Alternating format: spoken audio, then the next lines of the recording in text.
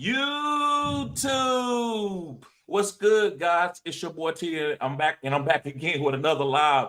And tonight's live, guys, is fantasy football after dark. Now, listen, guys, we're a little bit late. That's how it is when we coming in fantasy after dark. So I want to apologize if anybody been late waiting, but we had to get some technical difficulties straight. So tonight, guys, it's going to be a fantasy football Q&A. We're going to talk about a little bit of buffer things, but I want everybody to put their comments in the comment section, and we're going to get to it. This is a Q&A. This is what I want fantasy football after dark to be. So, I always bring up my homies, Dero and Harami. What y'all guys doing? What's up, guys?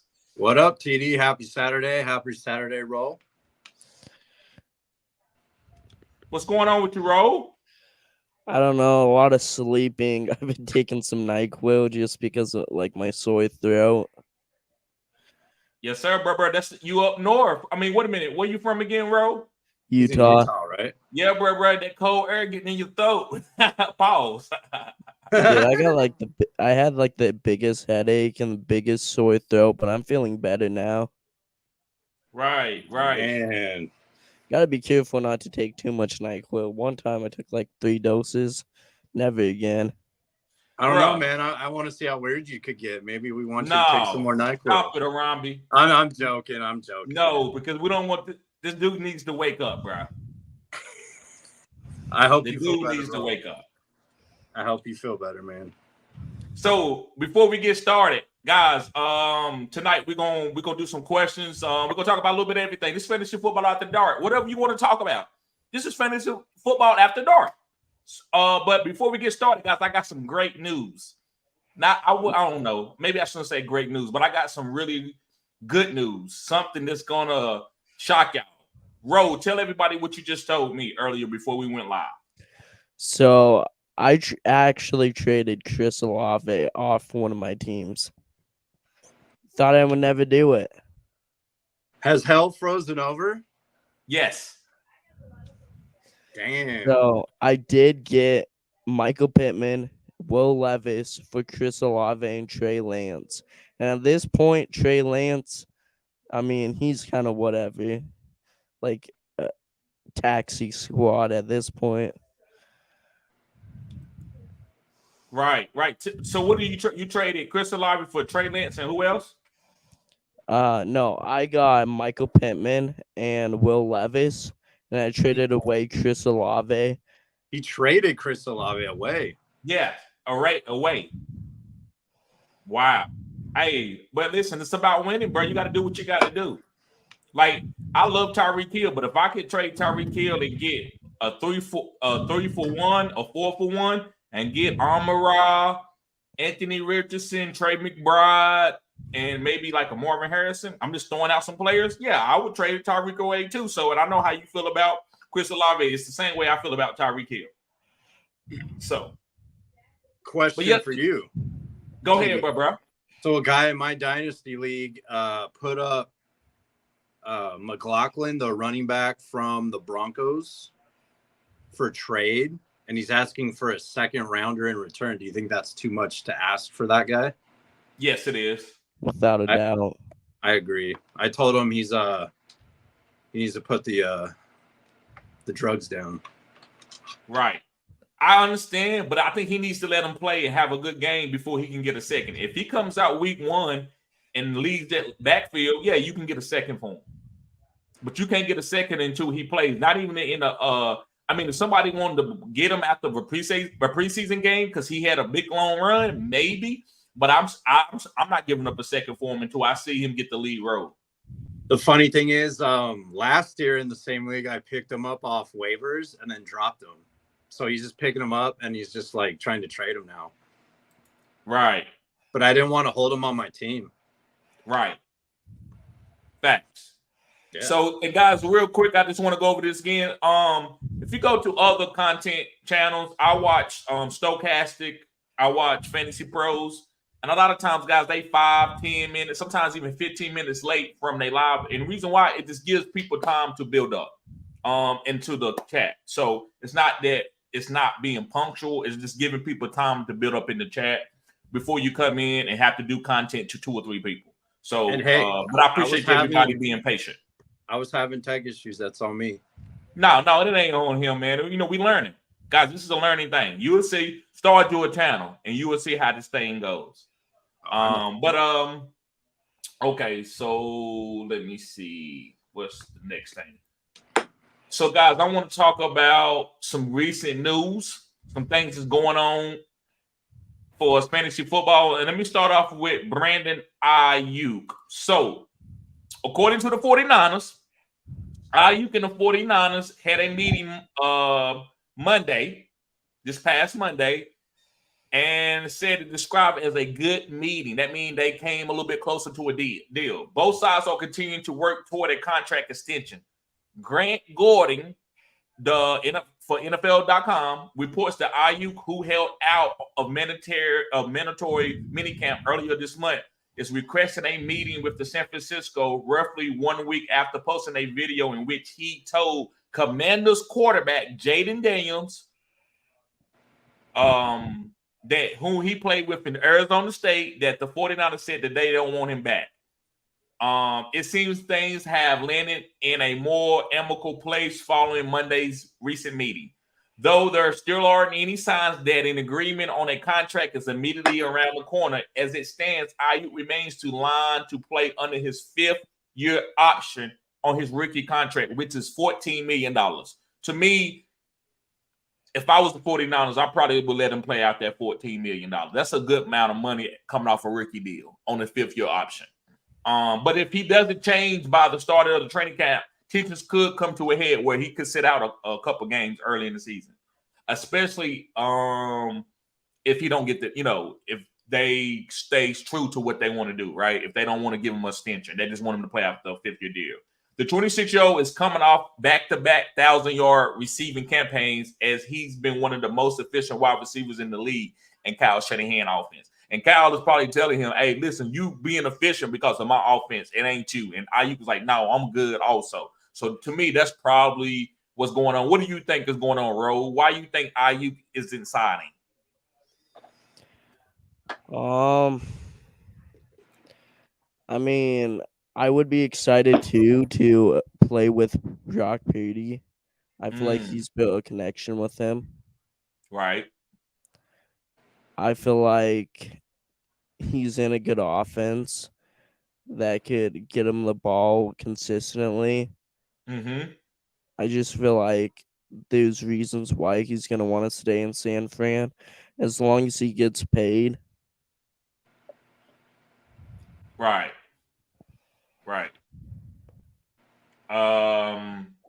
What do you think, Harambe? I think he definitely wants to get, big wide receiver money. So he's kind of doing the chess match. Right. If I'm him, I mean, if you go to another team, your chances of winning a ring may go way down because he's on a team that could win a ring. So it's kind of a interesting scenario because he does want to get paid, and deep down, they all want to win rings too. Right. I think he's just watching what's going on, around the league with the other receivers and the big money, and he wants to cash in right now while he can. Facts. But it is a business, and the guys running that team, that office, maybe don't think he's worth what he's asking. Right.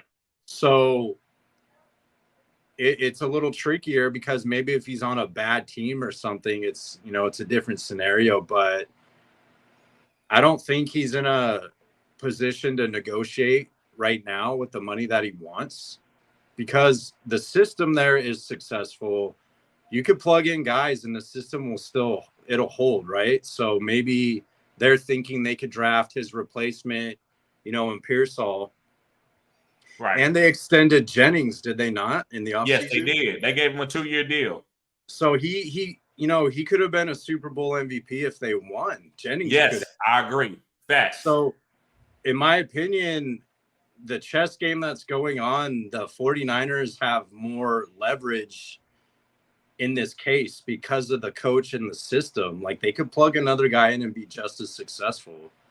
But I think Ayuk wants to get paid and be that like hyper targeted wide receiver. So it's kind of an interesting scenario. I think he should just play it out and just ball, like, ball as hard as he can this year, try to get the bag and try to get a ring. Like, you're in a prime position to get both. Right.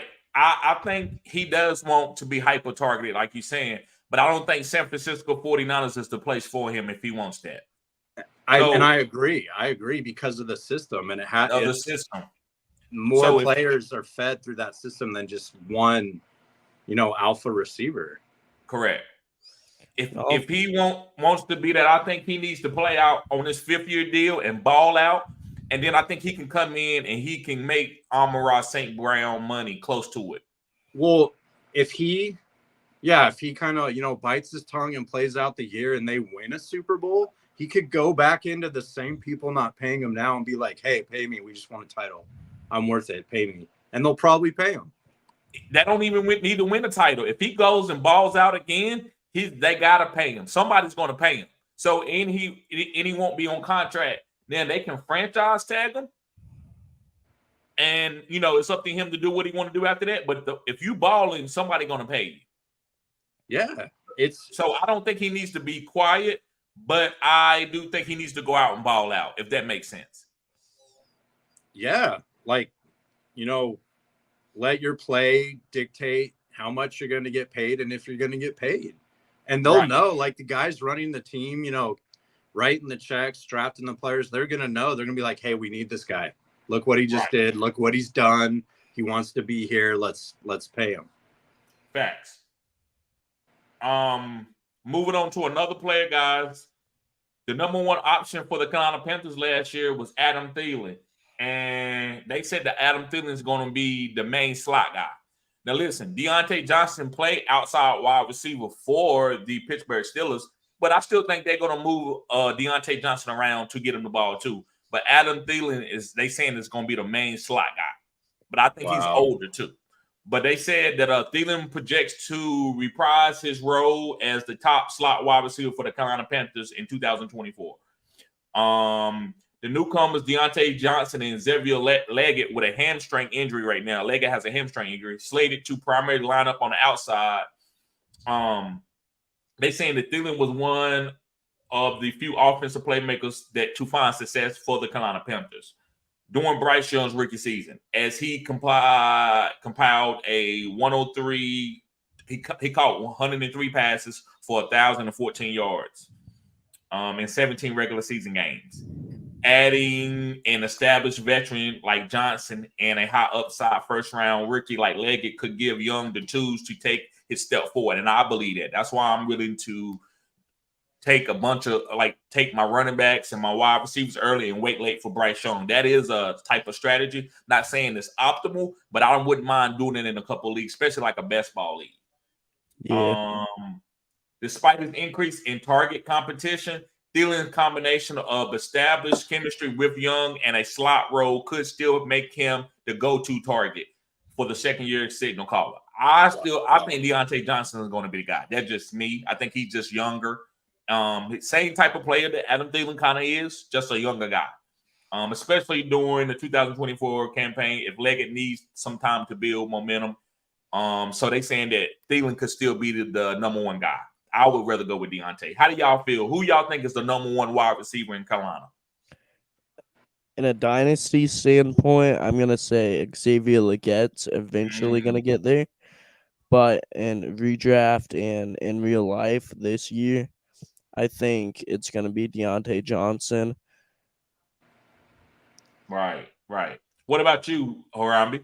I mean, what you just told me is kind of eye-opening because, like, if Professor X, Leggett, if he has a hamstring issue or a leg issue and he's not serviceable early, then, DJ's going to be running his routes. And we saw last year with Thielen, he was the safety valve for the rookie.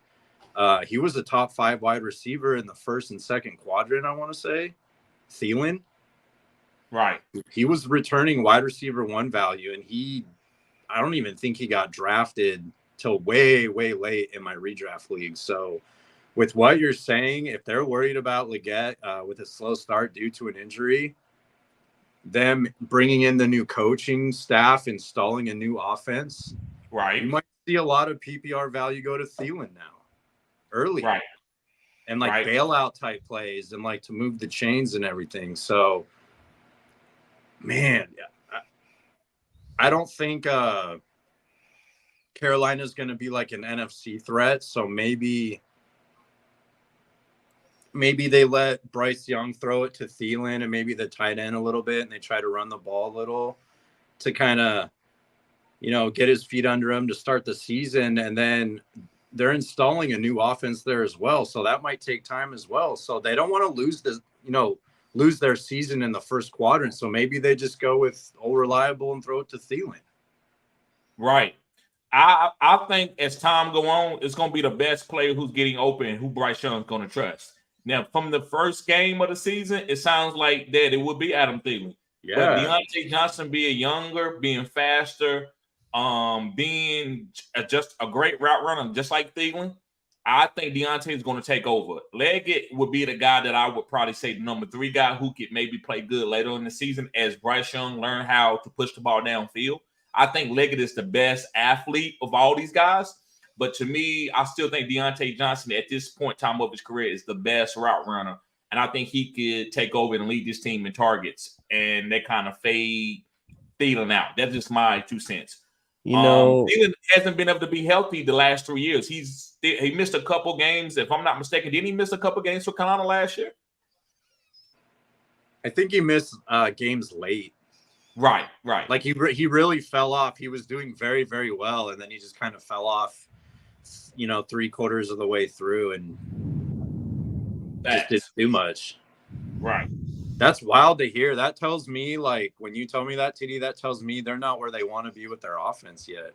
I agree with that too, bro. You reading it? I agree with that. I'm still willing to take Deontay Johnson. I think at his ADP, it's just too good. That's the only thing. I'm not taking this team for this offense to boom, but I'm just willing to take Deontay Johnson to be my wide receiver 3 or wide receiver 4.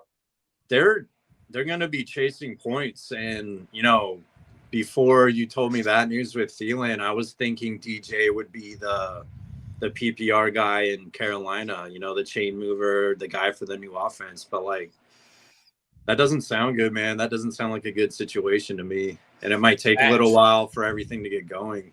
I can't argue with that, bro. What they saying, you can read a little bit into it, but you have to take it for what it's worth. Yeah. Go ahead. No, I was just agreeing, and like, it's still early, but yeah, that's almost a way of like, it's like a slight panic without saying we're panicking. You know what I mean? Like, right. Like maybe we got to rely on the guy we had to rely on last year. Right. One thing I wanted to add is I think Xavier Leggett is giving me like mad DK Metcalf vibes. And I feel like the situations are kind of the same too. Like DK Metcalf didn't totally win the wide receiver 1 job right away. It took him like a year and a half. So I feel like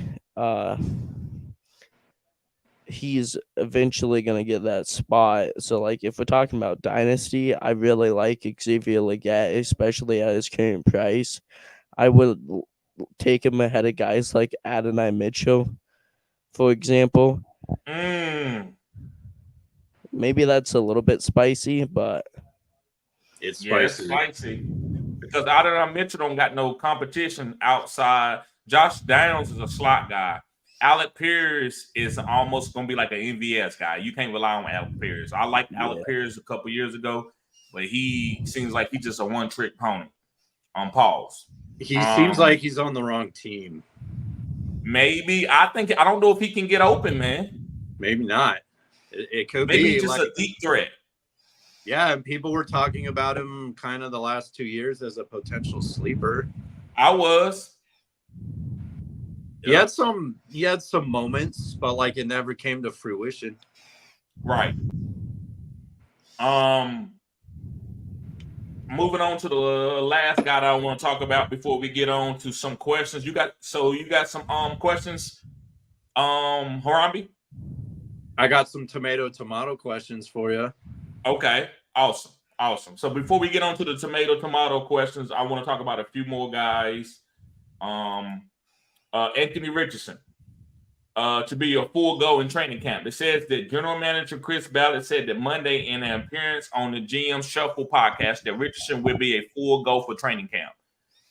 Nick Shook of NFL.com reports that Richardson had rest days mixed into his on-the-field work during OTAs and mandatory minicamp as a result of shoulder soreness. That's kind of makes me very nervous. But those bouts of fatigue don't seem to have represented the actual setback. Instead, it looks like the coach are simply trying to take a cautious approach with Richardson as he recovers from his October surgery on his right throwing shoulder. By the time training camp kicks off in late July, Richardson remains on track to be full strength. But if he's still having to take days off at that time, it could represent a more cause for concern. Y'all heard it right. So if he's taking time off during training camp, maybe be a little bit worried. At full health, Richardson's a combination of arm strength, being 6'4", 244 pounds, and running a 4.43, provide him with tremendous upside in fantasy football. And with rookie second rounder Adonai Mitchell joining Michael Pittman, Josh Downs, and Alec Pierce.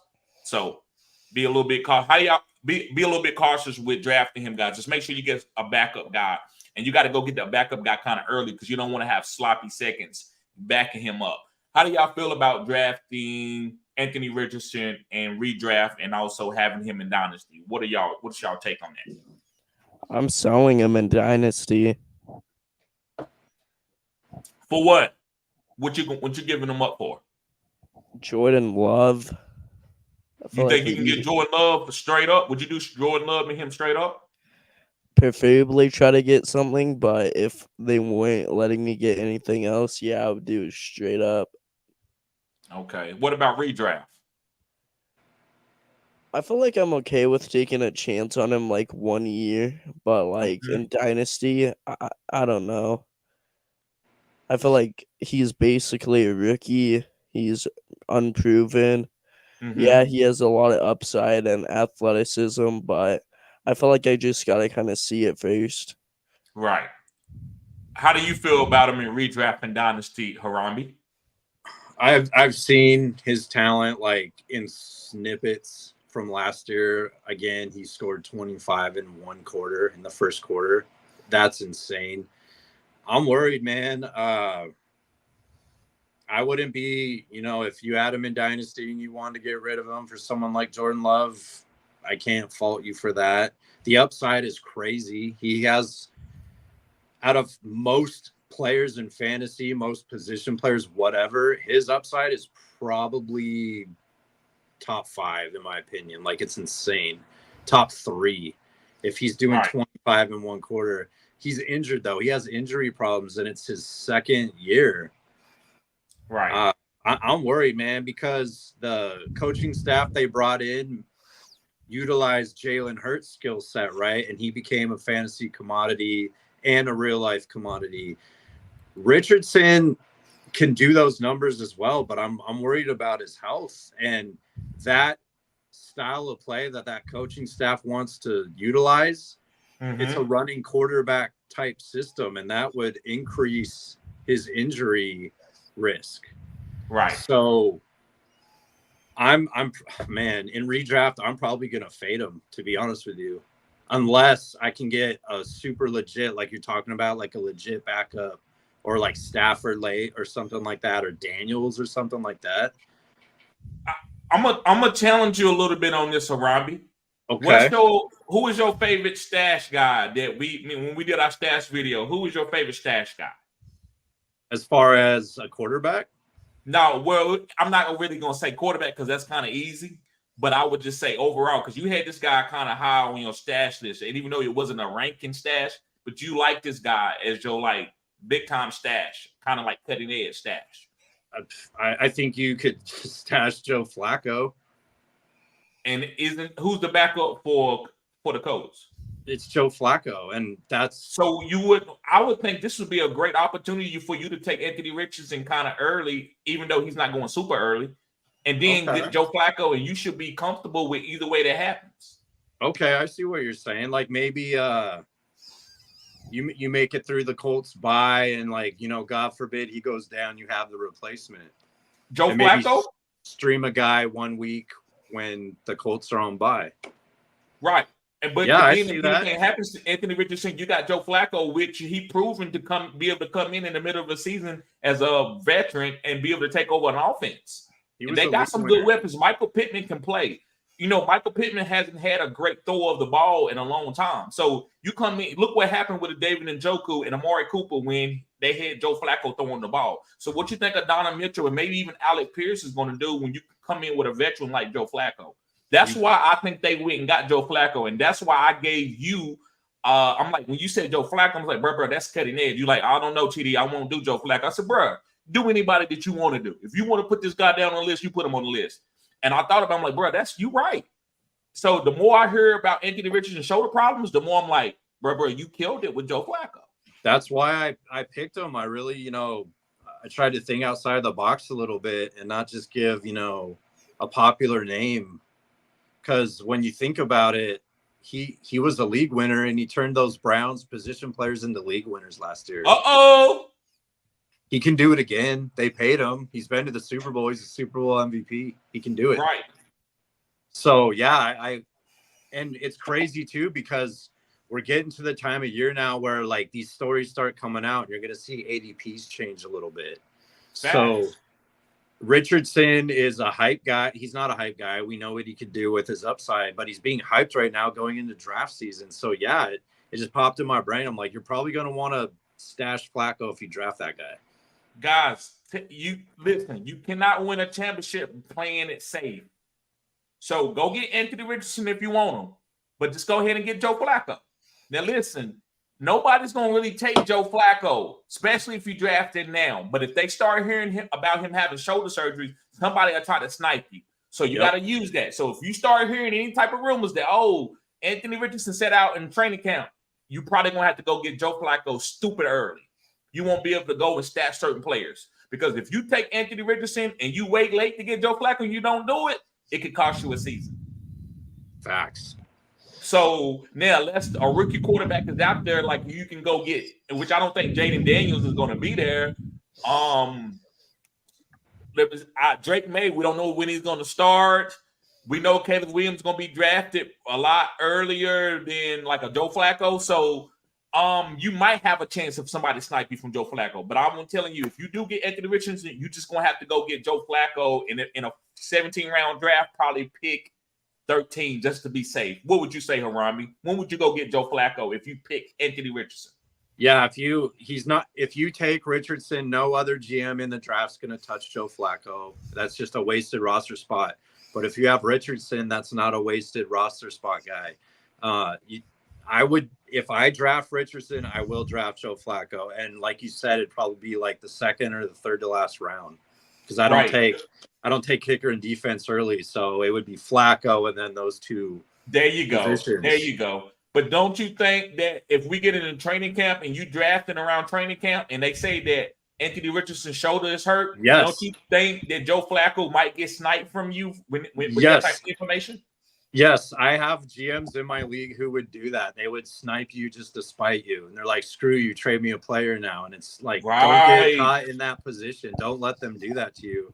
If you guys are drafting early, like if you're drafting now, you need to talk to your commissioner because you need to be drafted the weekend before the season starts so you avoid camp injuries. But hey, like that's how I run my league. Other commissioners run their league how they see fit.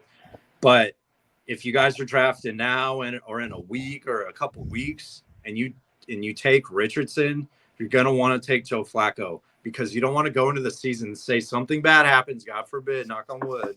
If something bad happens, you're a high drafted player who you were so excited about and he's hurt going into week 1, you're screwed. Right. Okay. So cover your investment. Right. It's like an insurance. I look, fantasy football ain't nothing but like stocks. Like if I invest in Bitcoin, then I might also invest in Ethereum. So if Bitcoin goes down, I got Ethereum. If Ethereum goes down, I got Bitcoin. It's a squeeze. But yeah, guys, so we're gonna move on. Guys, like I said, I'm pulling up your questions as we do it, but I will read out your questions. But I want to get to more of the content and let the questions build up. That way, when we ask questions, we're gonna go through. So, guys, don't go nowhere. Don't go nowhere. We will get to your questions. That's just the way. And then if you super chat, we get into your questions immediately. Also here, I will probably get to the members' questions first. That because I'm on the different live, this type of the StreamYard live, so I will be able to get to my members first. So that's why you should become a member, because when the season starts, you ain't gonna be wanting to wait 30, 40 minutes to get your question answered. All right. So before we start, anything that y'all guys want to talk about, anything that y'all seen in the news, it could be about UFC, it could be anything. This is Fantasy Football After Dark. It could be about a movie. Anything I want to talk about before we get started on the tomato section? Didn't LeBron James' son get drafted to the same team? Yes. Yes. How do you feel about that, bro? I don't pay attention to NBA like at all. But I mean, father and son on the same team, that's pretty cool. Agreed. Yeah. Go ahead. All I was gonna say is, like, you hear NBA fans, hardcore fans, casual fans, whatever, they talk about like LeBron's legacy, right? He's a Hall of Famer. He's one of the best players of all time. I'm a Warrior fan. I don't like LeBron. I can't stand him, but I know he's a Hall of Fame talent, and he's a once in a lifetime player. Like, I have to give him props for that. So Facts. I love the game. So to see a player like that, I went to the finals one year when it was Warriors Cavs just to watch him and Curry play, and it was awesome. Right. I think what this move was just another like bullet point he could put in his legacy, like, hey, I'm the first guy to do this. I'm the first guy to play with my son, which he is, which is totally cool for NBA history. It's good for the game. As far as the pick, turning it into like Laker titles, I don't see that. I think it's a move so he can put that other bullet point in his legacy that he was the first guy to play with his son. And also it guarantees he's going to retire a Laker. So they have LeBron now like booked up with his son. So it's kind of the peak of his career, or the backside, pause of his career in the NBA. And he's going to probably ride off in the sunset, bringing his kid up, getting his kid up to speed. So, so guys, what I'm gonna say, I don't want to make anybody uncomfortable, but y'all know we speak cutting edge content here, and we keep it real. So I want to bring race in, if y'all allow me to make my take on the LeBron James, if that's okay with y'all. Yeah, absolutely. Yeah. Okay. So black fathers are sometimes can be played as pin the tail on a donkey, right? I already know where you're going with this, man. Right. I didn't even think of it like that, and it's absolutely true. It's a very valid point. Right. But so black fathers, and especially me, I mean, and I can speak for myself, and I can bring this over to LeBron James. I can bring it on to Lonzo Ball. I can bring it over to King Giffrey Jr. son. I can bring it all the way down and above me too. So me as a father, and I work. I got a YouTube channel. And that's why I bring my son onto my YouTube channel, because I want people to know that I'm a good father. I'm not the stereotype as some guy who gets girls pregnant and run off in the sunset and want to get a bunch of girls pregnant and don't want to take care of my kids. So when you get a father like LeBron James or Lonzo Ball or King Giffrey Jr. or even Jelly Bryant, then you want to put your best foot forward and show people that you are a great father. You're not that stereotype. So LeBron is killing it. But, people are trying to say, this is not basketball. Nobody really is disliking LeBron because he's doing that, but they saying it's not good for the integrity of sports. But you won't say that about your job. So LeBron's job is basketball. And your job, if you are a plumber, are you gonna bring your son on and let him learn under you and be a protege, and learn so he can become a master and own his own plumbing business? Yes, you're gonna do that. And are you going to pay him? You're going to pay him too. So, guys, you got to understand that. So, to me, I'm okay with LeBron doing this. If he has the power, he has the cachet, he's played good enough where he can do that. I don't care. Now, if he goes out there and LeBron James goes out there and he shoots air balls, LeBron James Jr., Bronny, then you need to judge it for what it is. Nobody's going to play safe judging him. But I think we need to give space for a guy who wants to bring on his son, because we've seen this all throughout different opportunities in sports, from politics, anything, any phase. So sometimes when black guys do it, we feel targeted, that people are judging us like, well, why are you doing it? We like, well, this is racist. And the reason why we feel it's racist, you didn't say anything about Eli Manning when he said that he didn't want his son to go to the Chargers. Nobody said anything. Everybody said, Archie is smart. Archie's smart. He don't want Eli going to the Chargers. Nobody said anything about that. Nobody said nothing when Trump dad gave his son $1 million to go and start his own business, and now he's one of the richest men in the world. Nobody talked about that. They were like, yeah, that's what Trump Towers. So nepotism is all out through it. So sometimes you just got to be, you got to understand the bigger picture. So I don't care. I'm just gonna judge Bronny for what it is. I don't care that he bought him on. I don't care. I don't care either. Like I was saying earlier on your live from earlier, I'm excited to see like how Bronny responds, because that, all the media story with LeBron and stuff, there's probably pressure on Bronny as well. So I want to see like if he could get locked in playing with his dad, playing in the pros and all that. Yeah, man, like I think some people may look at it like the way you're talking about, and I think some people look at it as LeBron being maybe like a narcissist or something, or like, you know what I mean? Like, I'm LeBron. I told the Lakers to draft my son. He's playing with us now. I don't think of it like that. I think of it as he wanted to like carry on his legacy. His kid is his legacy as well, right? Bronny is LeBron's legacy. So what you're saying is 100% true. TD wants to bring him in, show him the ways of the game, show him how to be a pro, show him how to handle his business. And I have no problem with it either. Also be a great black father too.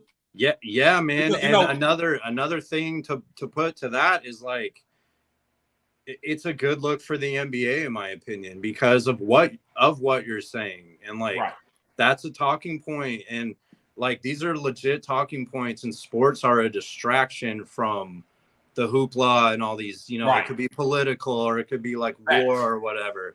So we escape through sports. We escape through fantasy football. We escape with chopping it up and laughing with our boys and stuff. So I think it's a very cool story for the NBA. And I want to see the NBA get to the level of the NFL as far as like popularity and advertisement. And, I play fantasy basketball. I love fantasy sports, but I've always wanted to see the NBA get up to the level of the NFL, because in my opinion, like, the story you're talking about, the aspect and the angle you're talking about is a positive thing to talk about. Right. I just, so, like I said, it's nothing wrong with y'all saying if Bronny plays bad, don't sit there and try to patty cake him. Don't patty cake him. Judge him just like any NBA player that you would do. But don't target him. And I'm not talking to you per se, I'm just talking in general. But don't target him just because his daddy let him in. Because would you carry that type of because nobody did Luke Walton like that. Luke Walton wasn't that good. Luke Walton averaged 8 points a game? But Luke Walton still was a good basketball player, and he won 2 championships. Why was Luke Walton in the NBA? Because of Bill Walton. That's just how it goes. I'm okay. How do you feel, Ro? I mean, I know you're a younger guy, but what's your 2 cents on this? If we're like speaking on like families, like Brendan Rice, for example, I feel like he's being a tad bit overvalued because of I think it's because of his family. But like, for example, I was able to trade Brendan Rice, which was a 7th round pick in the NFL draft and J.K. Dobbins, which take that for what it is, for Quentin Johnston, who was a first-round pick, who was clearly the better prospect. And even though he's struggled in the NFL so far, like I was able to get a lot for Brendan Rice. Right. Right. So you saying it happens all over. It happens in the NFL. Brendan Rice was drafted because of his father being Jerry. No, I think he should have got drafted. I feel like the just fantasy football like is kind of overvaluing him. because of his name. Yeah. Right. I mean, he's got the bloodline. His dad was a champion. His dad was a competitor. Right. I wouldn't expect Brendan to be any different. Right. And I wouldn't expect to go back to the Bronny topic. Like it was a great move. Right. Because it's a business too, TD. Like they gotta bring people in to watch the game.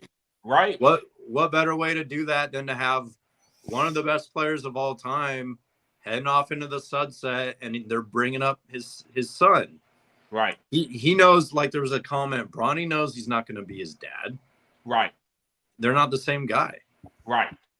But like his legacy could even be carried on through Bronny after LeBron retires. Like, right, if he can develop into a decent enough player to get some minutes even off the bench or in rotations, you'll hear that name, and LeBron will still he'll be courtside sometimes and at the games, and the camera will go over to him. It's just another NBA legendary figurehead, and it's just a continuation of that.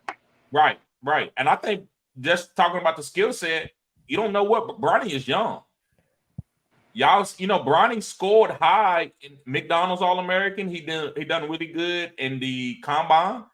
Bronny can play. Bronny might end up being the best catch and shoot guy for the Lakers. So be careful talking about this guy can't play. I think he can play. I think he had a heart attack. Do people know that he had a heart attack, and it takes a little bit of time for everything to get going after your heart stops for a couple seconds. I think his heart stopped for a couple seconds, maybe 30 seconds or so. That was earlier last year. Late last year. Yeah. I remember hearing that story. And I think people need to pump the brakes. I think people think Bronny's going to just be some Hall of Fame guy in his first year. That's not going to happen. Right. Just because of him being LeBron's son, they're going to expect so much out of him. And that's I don't think that's fair to Bronny. But then again, you're in the media, you're going into a professional sport, people are allowed to judge you. And people are allowed, guys, be hard. You can be hard on them, but don't hate. It's two different things. It's a fine line. Okay, so guys, let's move on. All right, let's start off with the tomato. Guys, if you got any tomato suggestions, let's put them in the chat. And I'll probably skip down to those because we doing the tomato section right now. But after we do the tomato, guys, we're gonna start doing some of the comments and we'll start reading them out. But let's do some tomatoes. How many tomatoes you got? You got 10? I got 10. Okay, let's start with the first one, bro. All right, so let me consult my secrets. Number 1 for you, TD. First tomato segment. Are you taking in redraft Travis Etienne or James Cook? Travis Etienne. Ooh, I was expecting you to answer it the other way, actually. Right, and I learned this. My first year in fantasy, I probably played in 7 leagues, and I made 1 fantasy football championship. And the other leagues, when I examined them, why didn't I make the fantasy football championship? I was skipping over good players just to get my guy. So I love James Cook, but I'm not going to skip over value to go get him. So Travis Etienne is getting the workload in Jacksonville. So I'm going to take that value right there, bro. And I can get Travis Etienne and James Cook. So that's why I'm going with Travis Etienne in the situation. But in a vacuum, who's a better player? I think it's very close. I cannot hate on Travis Etienne. Travis Etienne is very explosive. He probably was one of the most explosive running backs last year before he got nicked up. I think he was the number 1 running back, number 2 to CMC. So I would say Travis Etienne. What would you say, Ro? Who tomato? Who you taking, Travis Etienne or James Cook? I actually really like Travis Etienne. I used to be really high on him in Dynasty. I kind of like lowered him down a little bit, but I mean, I really like Travis Etienne. I would definitely take him over James Cook. I feel like that's pretty easy for me, but I also like James Cook too. I like him. I think he's like a tier ahead of guys like Rashad White. Okay. I think his PPR value goes way up this year, and it creates a true tomato scenario between those two players. I'd be fine with taking James Cook over Etienne. Call me crazy. No, I don't think you're crazy. Would you I take can him at the see ADP that Travis Etienne is going? Or would you go to another position? I'd probably take a receiver there and then hope James Cook comes back to me in the next round. That's Right. fair. Because he's going like mid-second, late second. Right. And I think you could get Cook early third, mid-third, maybe late third. Okay. That's fine. All right. Go ahead. Go ahead. No, I'm ready. Number 2. Would you take and redraft this year Russell, last name Wilson? Russell, last name Wilson. Or would you take Trevor Lawrence? This one's easy Trevor for Lawrence. me. Wilson going on Trevor a new Lawrence. team or T-Law? I'm going with T-Law. Who you going with, Arambi? I'm going with T-Law. What about you, Ro? I'm going Russell Wilson. I'm kidding. No, I'm going Trevor Lawrence. That one's too easy. Yeah. I just wanted to sing the Russell Wilson song, bro. Right. All right, so we all agreed on that one. All right, number 3. This one might get I'm expecting different answers from both of you on this one. DeAndre Swift or Zach Charbonnet? I'm going DeAndre Swift. I'm going with Zach Charbonnet. That's exactly what I expected. I expected you to say Zach, and I expected Rolly to take Swifty. I think Zach Charbonnet is going to be a 4th quadrant player. I think DeAndre Swift is going to be a 1st quadrant player. Hey, Chicago says they want to use him as a weapon. Yeah. I'm not off the DeAndre Swift hype train. I think he's got something to prove too, because he's never, built a team he can rely on. He gets traded or whatever because for some reason they don't trust him or they don't like him. So like maybe he's landed in a good spot this year with the rookie quarterback, and it's like check down city maybe to him, and he's going to get goal line, I think, a little bit, but I do think people are sleeping on Rashawn Johnson a little bit. Right. So guys, we got a guest coming up. He is a member, if I'm not mistaken. Either way, it's okay because I posted the link in the chat. So I'm bringing up. He's been following me for a long time, supporting the channel. GDLT, what's up, bro? What's good, TD? Appreciate you tuning in, or having me tune in, man. Appreciate everybody here. The roll, what's up, dude? Harambe, good to see you. What up, yes, sir, man. It's good to put a voice with, man. You know what? One of my most exciting things is, guys, always going to Harambe, CHB, Roll, GDLT. Also the guy that paid for the Padres. I love to put a voice with you guys. Because it's good talking with you, dude. Yeah, man. So I ask you a question, man, what do you want to say? You want to say anything before I ask you a question? No, yeah. I think something that has just been on my mind recently is this Blake Watson hype that's going for the Denver Broncos recently. I think it's real, man. I think Blake Watson is actually the real deal. I think this is one I would definitely want to have stashed. I think he's better than Jaleel McLaughlin. I definitely think he's a better option all around. He's a 3-down player all around.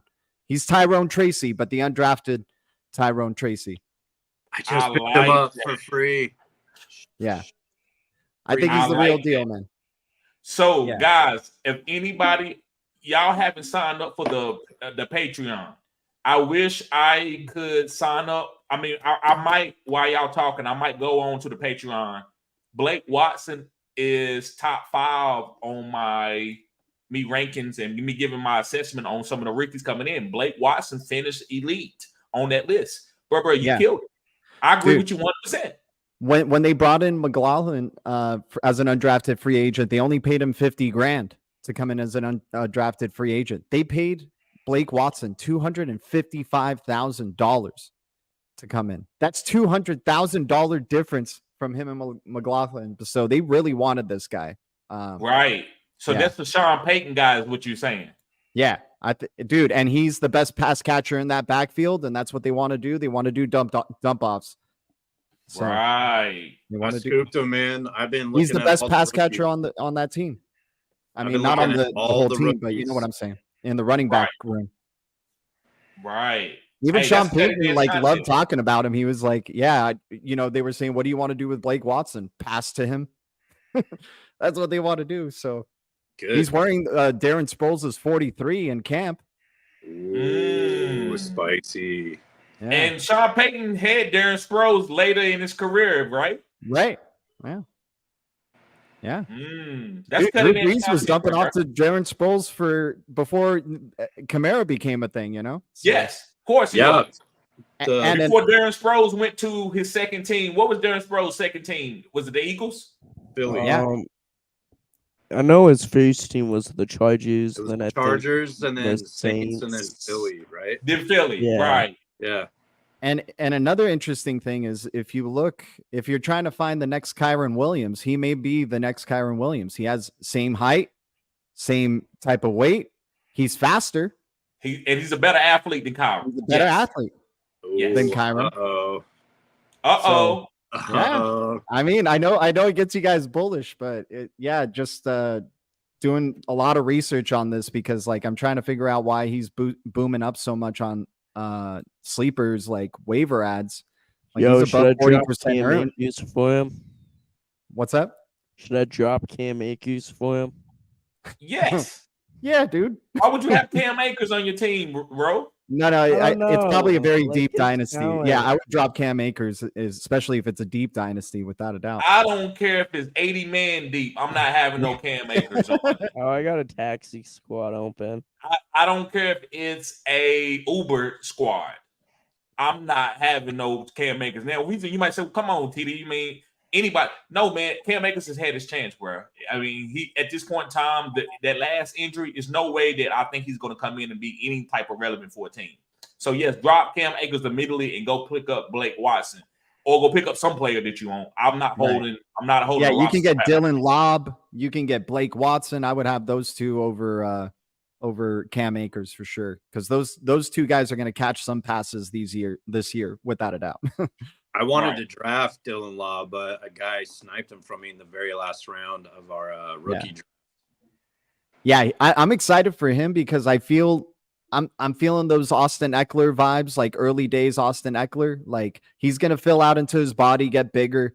He's a freaking workout junkie, just like Austin Eckler is. The guy's comes from a small school, passionate running back. So he has a bowl cut. Yeah. And dude, he talks funny, man. That guy's he's a football player. He loves football. So I think Dylan Lobb's a sneaky one. He's huge if Zamir goes down. I'm really bullish on Zamir this year, but I've been cuffing him. Loves for sure. Dylan Lobb. They love Dylan Lobb. Yeah, I don't care nothing about no Alexander Madison. No. Yeah, exactly. We're not even talking Alexander Madison ain't even an option. Brandon Bolden. Yo, TD, you okay with Cam Akers on my taxi squad? No. No.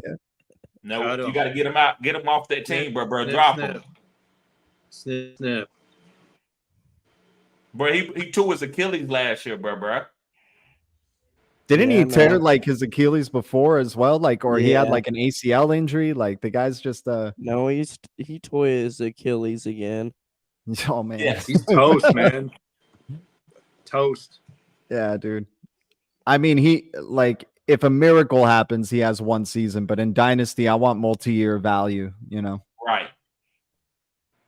He had a few good games like late his second year in the league, I want to say. Like 2 or 3 good weeks. That was it. Jermaine Burton, yep, I got him. I drafted him. I mean, Yeah. I also think Cam Akers, like his good, the reason why he was kind of okay last year was just because how good the Vikings, like, you know, offensive coordinator mind and head coaches at just scheming the play. Like, dude, he won a game with like Josh Dobbs. The guy won a game with like, you know, Ty Chandler is the main running back. And hey, I like Ty Chandler. Don't get me wrong. I think Aaron Jones and Ty Chandler are, I've said this before, TD, they're like the discount Kyron and Blake Corum in a way, but Right. you know, it's a big discount because you are making compromises in size and like how good the offenses are. But Sean McVay tree with O'Connell, yeah, Right. you know, yeah. So let me ask you, what do you think the game script? Because that's why I am doing a new series on. I'm breaking down the offensive coordinators from each team.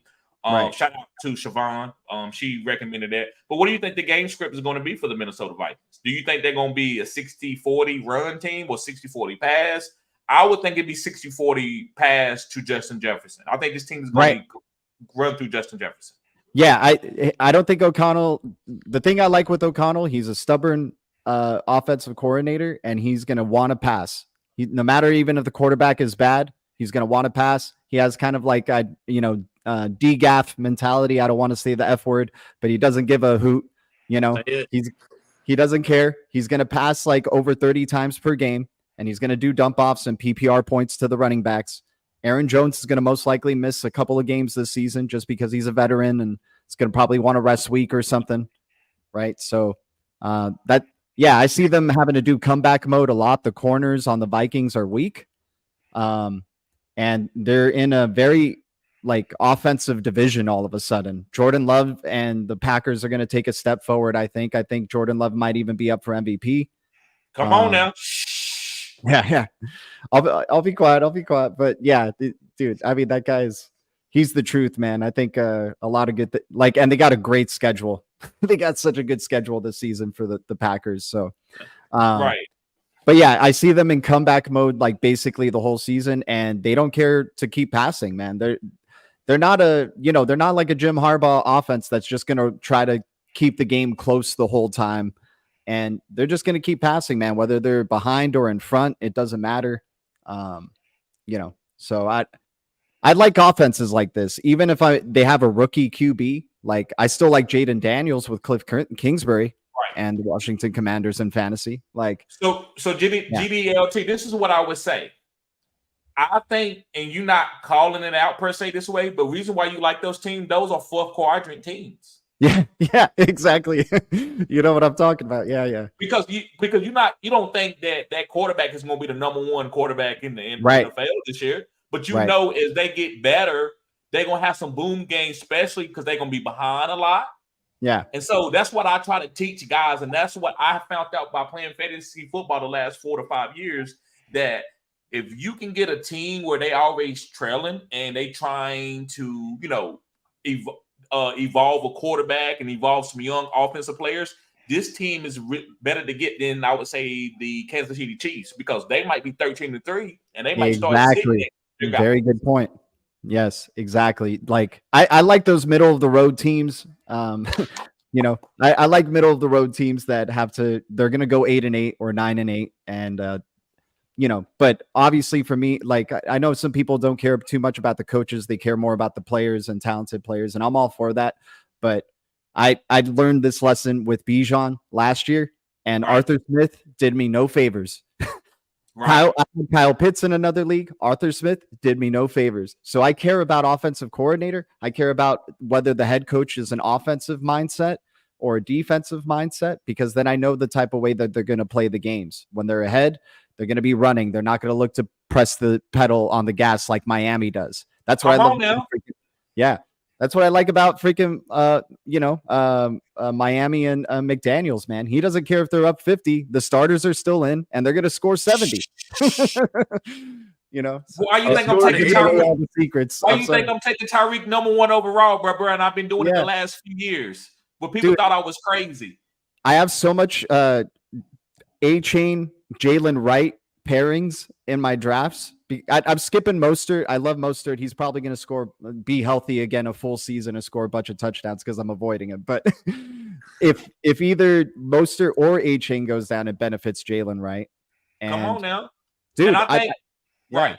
He got I think excited. He got really excited the same way that he got excited for A-Chan drafting him. He got excited for Jalen Wright and Malik Washington. So listen, he achieved his dream. He got the fastest squad in the NFL history. Yep. So also, this is the context clues that I read. That's why I think I'm different the way I do my fantasy football content. I look at it from a coach standpoint and I translate it to fantasy. Yeah. So when I see A-Chain about 2 months ago come in and he's like, what, 210, 205? Yeah. I said, you know what? This is what they said down and said in the offseason. A-Chain, listen, we're going to let you go. We're not going to patty cake you this year. We're not going to give you 12 carries and sit you down and give the Mostert. We're going to let you go. If you get hurt, we got Jalen Wright.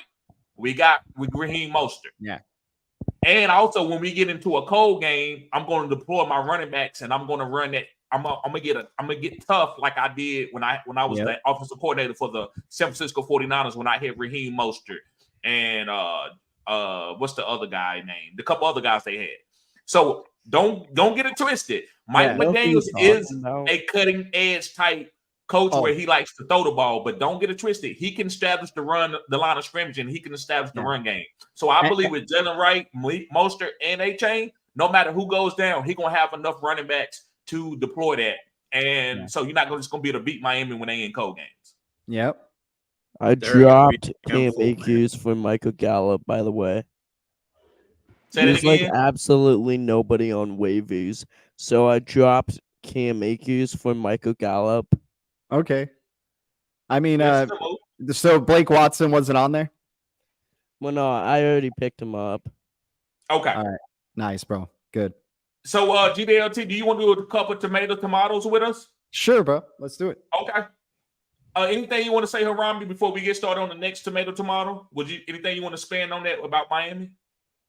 I did a mock the other night, and I went Tyreek, A-Chain, Waddle, McBride, and then I took Tua, so I had 4. I had an aquarium, bro. Yeah, an aquarium on my mock draft.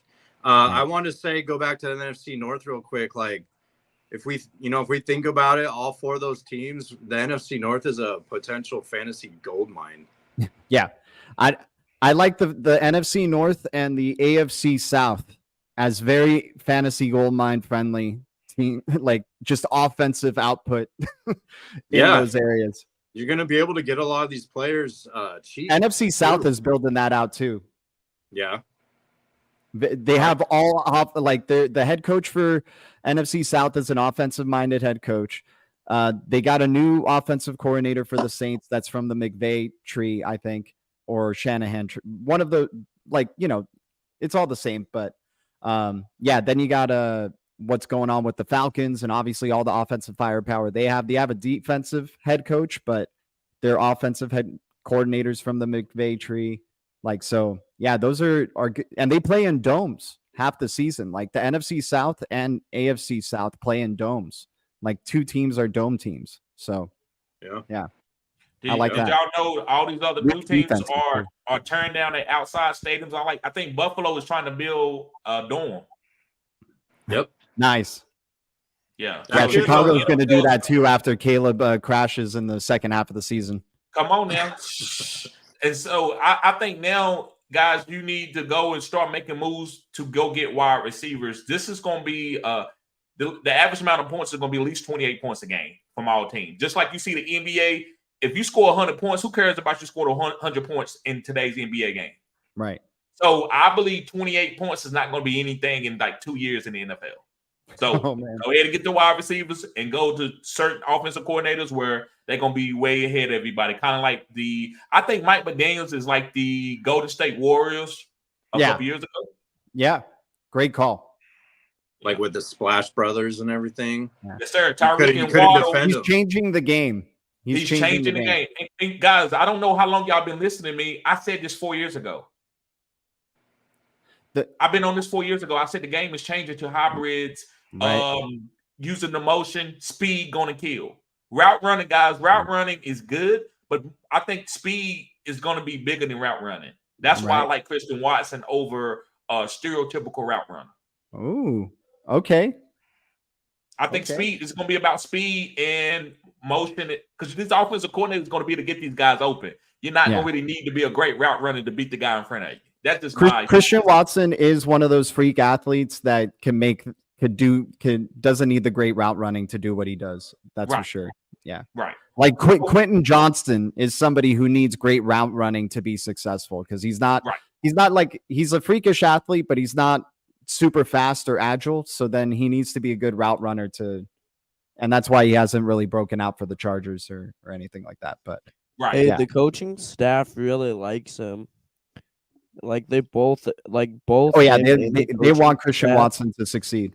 They do. I was talking about Quentin Johnston. Both the coaching staff and Quentin Johnston expect to break out. What do you think of that? I do like zigging while everybody zags, and I'll get like 1% exposure to Quentin Johnston, just in case we could be wrong.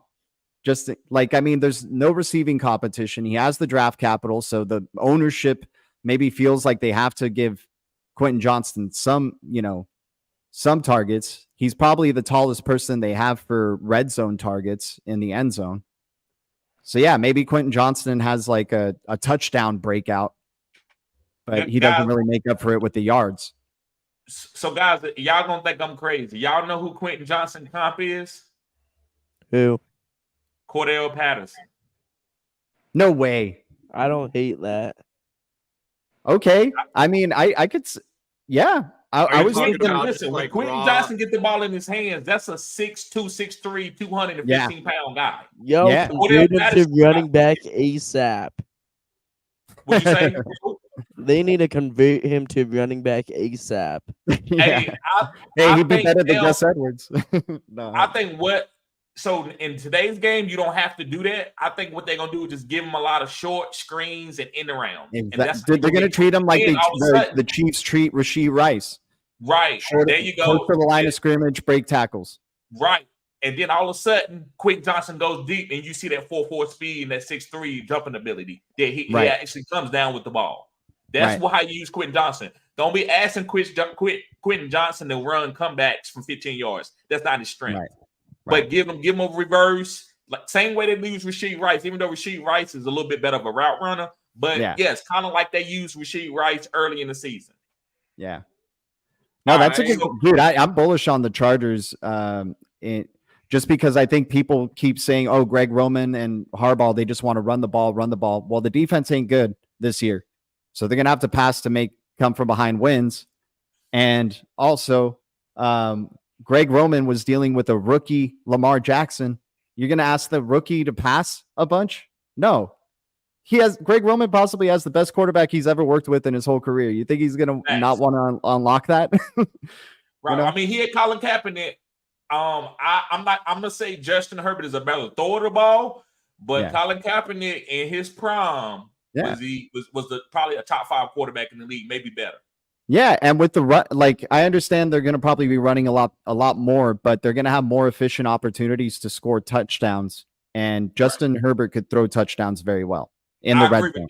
And he don't need a lot of talent because his rookie year he didn't have a lot of talent. He lost Keenan Allen and Mike Williams and still had 30 receiving touchdowns, 30 passing touchdowns. So I agree with his ADP in best ball is one of the most surprising thing. Like it's Justin Herbert, y'all. Like we're so scared with what happened with JJ McCarthy at Michigan. Like this is freaking Justin Herbert. Like the guy's gonna throw for so many touchdowns. One thing I would say, man, before we get started on tomato, I would say I disagree with you slightly on the defensive side. Okay, And yeah. the reason why this is Jim Harbaugh, he's never had a weak defense.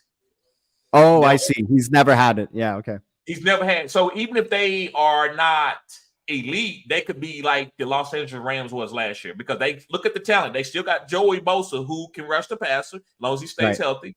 They still got Darren James who has been playing out of position because nobody knows how to use him. Right. So I think I with hear those and Asante Samuel Jr. Right? Is it Samuel the corner for them? Right. Correct. Yeah. Yes. Asante Samuel Jr. Yeah. Yes.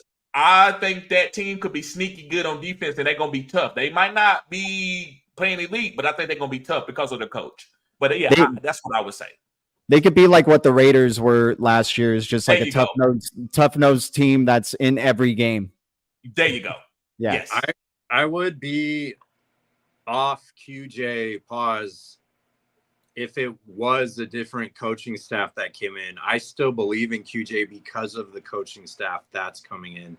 They'll get him locked in up here. They'll get his fundamentals right. Exactly. Do you remember when he was with the Niners and they were having issues with like Vernon Davis and stuff, and like Mike Singletary helped get Vernon Davis built that team, and then Harbaugh came in and like even further developed Vernon Davis. Like I'm expecting a big jump for QJ like that. Like they'll get him Michael Crabtree wasn't I mean, he was okay with the Raiders after he left the 49ers, but he was great with the 49ers. And then Anquan Bolden was okay with the Cardinals, but then he comes over to the 49ers and he becomes elite. Yeah. Yes. Almost was I would say he was the best playoff receiver that year in the playoffs. Yeah. He was killing it for the San Francisco 49ers that year. Oh yeah, I remember just thinking Bolden was a grown man watching him play, dude. He is, man. That dude's a beast. Yeah. I wish the Ravens would get a receiver like him again. They had him on the Ravens that one time. Like I want them to get I like Zay Flowers, but I want like a bully. Like I want a Debo on the Ravens, man. I want to see like AJ Brown on the Ravens or DK, like a receiver. Yeah. Oh my. Yeah. Speaking in that would be existence. perfect. Yes. Okay, so let's do another tomato, Rambi. All right, so this is the fifth question. It's not fantasy football related. I told you I was going to give you one that wasn't fantasy football related. In their prime, are you going Christina Aguilera or Britney Spears? Okay, now you're talking to me. Now I'm getting excited. Christina Aguilera. Let me see. You want the genie in the bottle? You want her to get I'm going Christina Aguilera, even though I'm a body type of guy. Yeah. I like girls with bodies, and the face don't have to be all that. I'm just a body guy. I got that's just me. But I would say Christina Aguilera, man, because I thought she was really she was beautiful. I thought Christina Aguilera was one of the most beautiful girls back in the day singing. And she had a great voice too. So I would go with Christina Aguilera slightly over Britney Spears. What about The Road? Do you know about those two ladies? Yeah, I've definitely heard of them. So have you seen them? Have you seen them before? Yeah, I have. Probably Britney Spears. You take a Britney Spears? Go watch Christina Aguilera Dirty music video and then report back to us, Roll. Okay. I agree, man. She's a little more exotic and a little more talented, in my opinion, than Britney Spears. No, the funny thing with Christina Aguilera is that for the longest time, even though she had a freaking Hispanic last name, I thought she was a white girl. I did too. And she's freaking Latina. She's acting like a white girl, which made her hotter. So I was right. No, but you know, I'm a Latino guy, so I was just like, wow. But she also has just that essence. Like there was body and face and stuff like that, but just has that aura of sexiness. Right. Right. I don't think her body was there. I don't think she got no butt like that. Yeah. But Britney has more of a butt. Right. She just looks good. I think she's just a good looking girl. She was I just think she's good looking. I hate to say, man, I wanted to say Britney Spears, but Yeah. because that video that she did with the How skirt, dare you what's make me that choose? song? Have you What's the- seen the Toxic music video? Come on now. Yeah, what's the Britney Spears video that like one of her greatest videos of all time, where they in high school, she's got the skirt on. Oh, hit Oh, me, yeah, baby, yeah. one more time. One more Hit me, time. baby. Yeah. Ooh. Britney ain't no, like, she's not a starlet. That's why I'm choosing Christina Aguilera. I'm going away from I'm doing, I'm a zero RB guy. I'm kind of going robust RB right now. But Christina Aguilera had a prettier face, but Britney Spears' total package, her dance and her performing, and especially Yeah. Baby One More Time, I still got to go Christina Aguilera because she's just so pretty. But Britney, I don't want to sleep on Britney Spears before she got bald headed. I was a Britney Spears guy because of that video, and she blew up on you guys remember TRL with Carson Daly, that Right show on MTV. Oh, Shakira. The dirty music video came out from Christina Aguilera, and that changed my mind a little bit. So if I need a refresher, back a little trashy, and I like that. I like that. So she's a little more spicy to me than Britney Spears. Yeah. Okay. And she's still kind of groundbreaking stuff compared to Britney now. Stuff. Say that again, GDLT. Oh, she aged more gracefully than Britney did too. So yeah, well, Britney went through a lot, man. I give Britney a little she did. grace. God bless that girl. Yeah, God bless. They stole her money, and I actually, man, I ain't gonna hate on Kevin Federline. He beat her to the punch. We see men get taken for all their money. He beat Britney to the punch, and he got her money. So hey, Federline is respect, right? Yeah, right. Yeah. Right. Okay, so go on. Let's do another one, bro. Hopefully you got some more of outside of the fantasy, but yeah, that was a good one. All right, yeah, I thought it'd be good to mix it up a little. We'll go back to football now. We're on number 6. This is a good one, and I'm expecting different feedback from you guys. Saquon Barkley or King Henry redraft? Saquon. Okay, why you going Saquon, bro? Age. I feel like he's a better talent. She. What?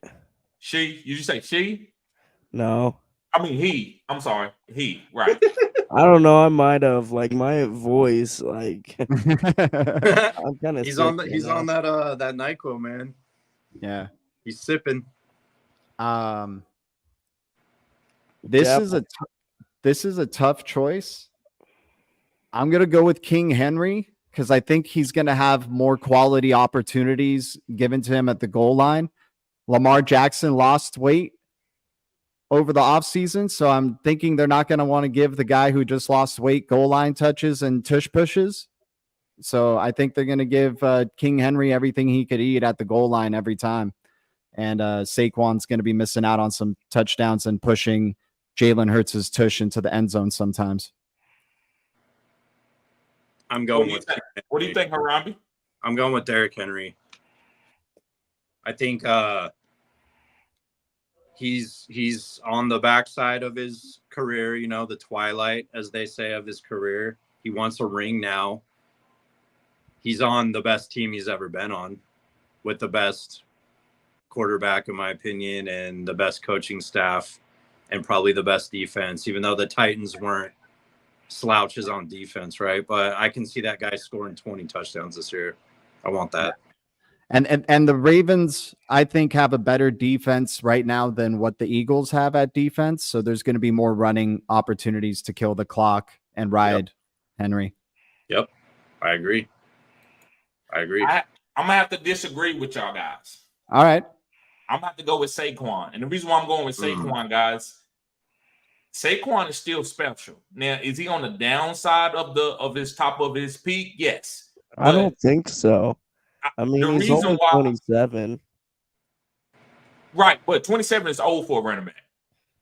27 is old for a running back. He just turned 27. Right, but it's still older for a running back, man. You only guaranteed about 3 to 4 years on the average for a running back, and sometimes less. So, yes, 27-year-old is young for a man, but in any other position. But running back, man, you age fast. But so the reason why I'm going to say that Saquon Barkley, I'd rather have Saquon Barkley over Derrick Henry. I believe the Philadelphia Eagles offense is going to be a little bit more dynamic. And you might say, well, listen, with TD, Philly, Jalen Hurts gets all the rushing touchdowns. To me, guys, and I always ask Arami this type of question. If you are the Philadelphia Eagles general manager and coach, why do you put yourself in their shoes? Why did you go get Saquon? Why not go and get right we signed DeAndre Swift or go get a rookie like Kamani Vidal in the draft? Why did you go and get Saquon Barkley and pay him a guaranteed $32 million? You go get Saquon. So when you're about to do tush push, you make the defense now think, oh, they may hand it off to Saquon, right? And then you do tush push, right? Instead. No. I'm joking. Or you give it to Saquon and Saquon runs for a touchdown. Yeah, right. And the reason why I'm gonna go to the latter, what you saying about giving to Saquon? What happened to Jalen Hurts down the stretch last year? Yeah, he started breaking down. So, do you think the tush push contributed to him breaking down? I think the Eagles didn't blame it on Jalen breaking down. I think they blamed it on the offensive coordinator not being creative enough, and they fired the offensive coordinator, right? And they brought in Kellen Moore.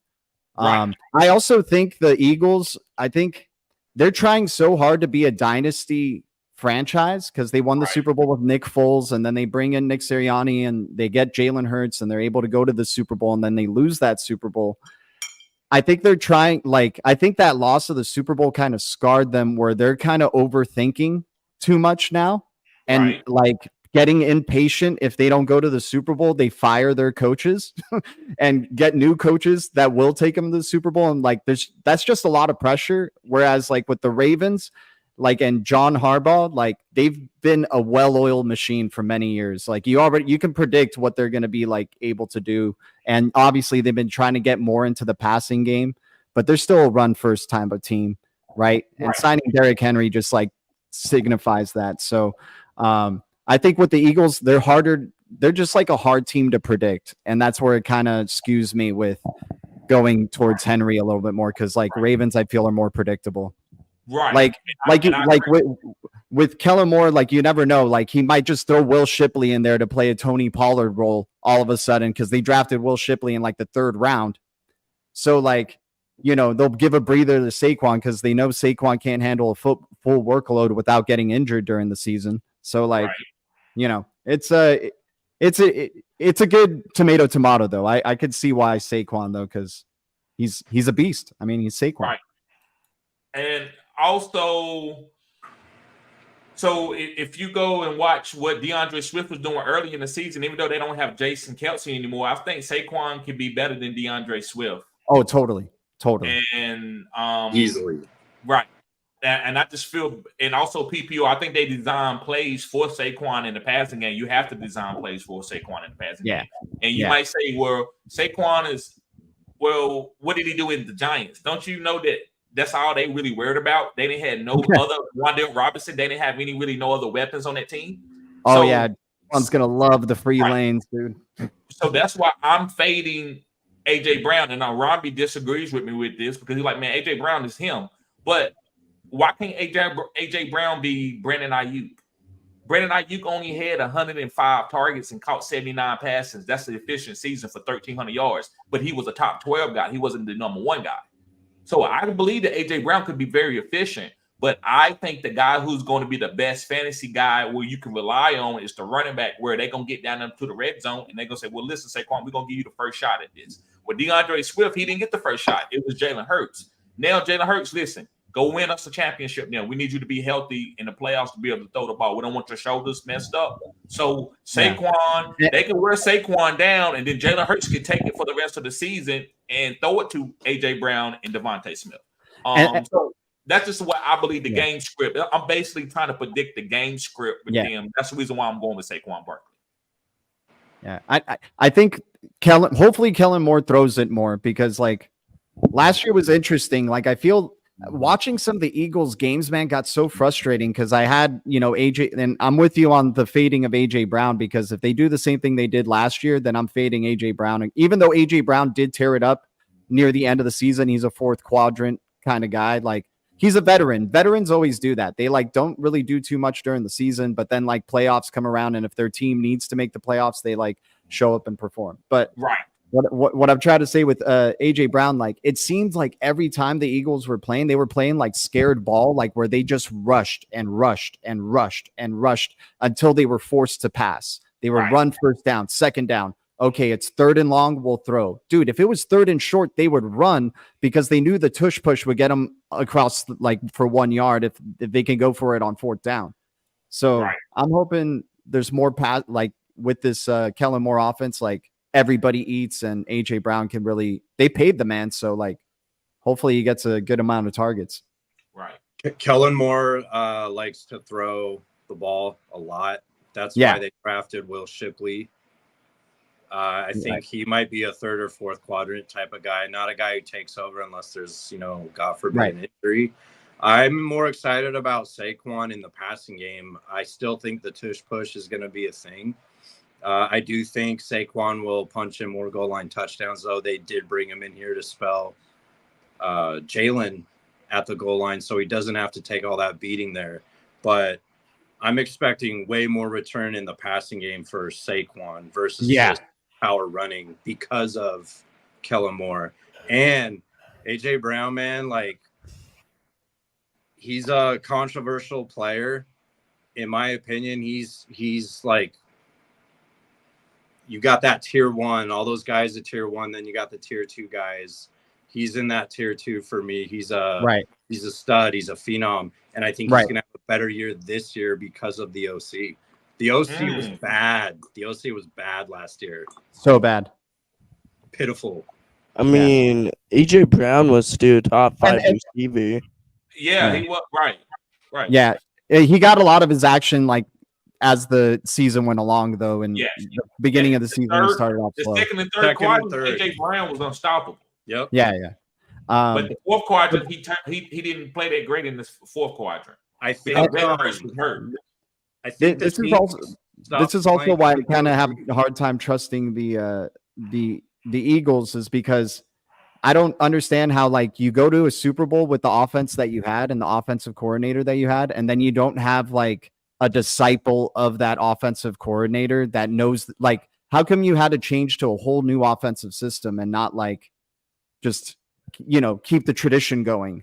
You know what I'm saying? Like when AJ Brown was going full diva mode, like on the sideline, it was probably because of some of the bad QB play and some of the bad offensive calls. Like Swift was a top 10 running back last year, but his ADP was insane. He was getting like week 2 or week 3, he put up a 30 burger. Yeah. 50. Yeah. Against the Vikings, that big game. The football pause. But like when you have those receivers, AJ Brown is an alpha receiver. Devonta Smith is an explosive receiver. And then you bring in Saquon, like that OC is going to get that offense right. So I'm investing in Eagles passing game or Saquon at the right price this year. Again, I'm not fading the Eagles this year. Hell no. No way. And last year was a pretty good fade for the Eagles too, because it was a Super Bowl hangover year. So that was probably a smart idea to be fading Eagles for. Also, it had the feel like in the third into the fourth quadrant when the Eagles just like they weren't doing anything offensively. It looks like they like with their body language, it looks like they quit. Yeah. And it wasn't the same Eagles we saw. They knew Jalen was hurt. Yeah. Yeah. And AJ didn't even play in the playoff game, did he? Yeah, he was hurt. Yeah. I think he came out there, but he was still hurt.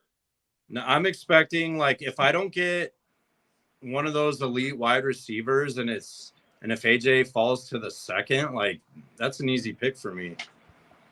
I'm not I be for that. All right, you got another tomato for us?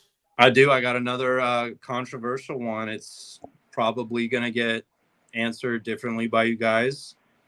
Cooper Kupp or Stephon Diggs? Diggs. Let's go. So you said, Ro, what are you saying? You saying you taking who? I'm taking Diggs because I think he's going to be the number 1 receiver in that offense.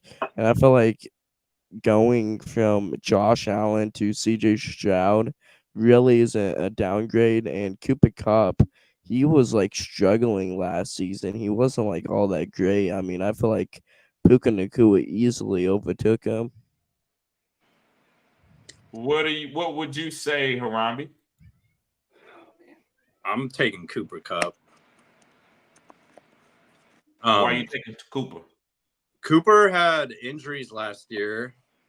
He was a first round pick for some people, and he was injured early. And then you saw the emergence of Puka because of him being down so much. And they even told Puka early on, like, hey, if this guy goes down, you're going to get fed the ball quite a bit. So we need you to bulk up and be ready. He lost a lot of weight this offseason. So they have a healthy Cooper Cup right now. There's a chance of re-injury, but the connection with Matthew Stafford, that can't be overlooked. And I do not think Cooper Cup is the wide receiver one on the Rams. I do think it's Puka Nakua.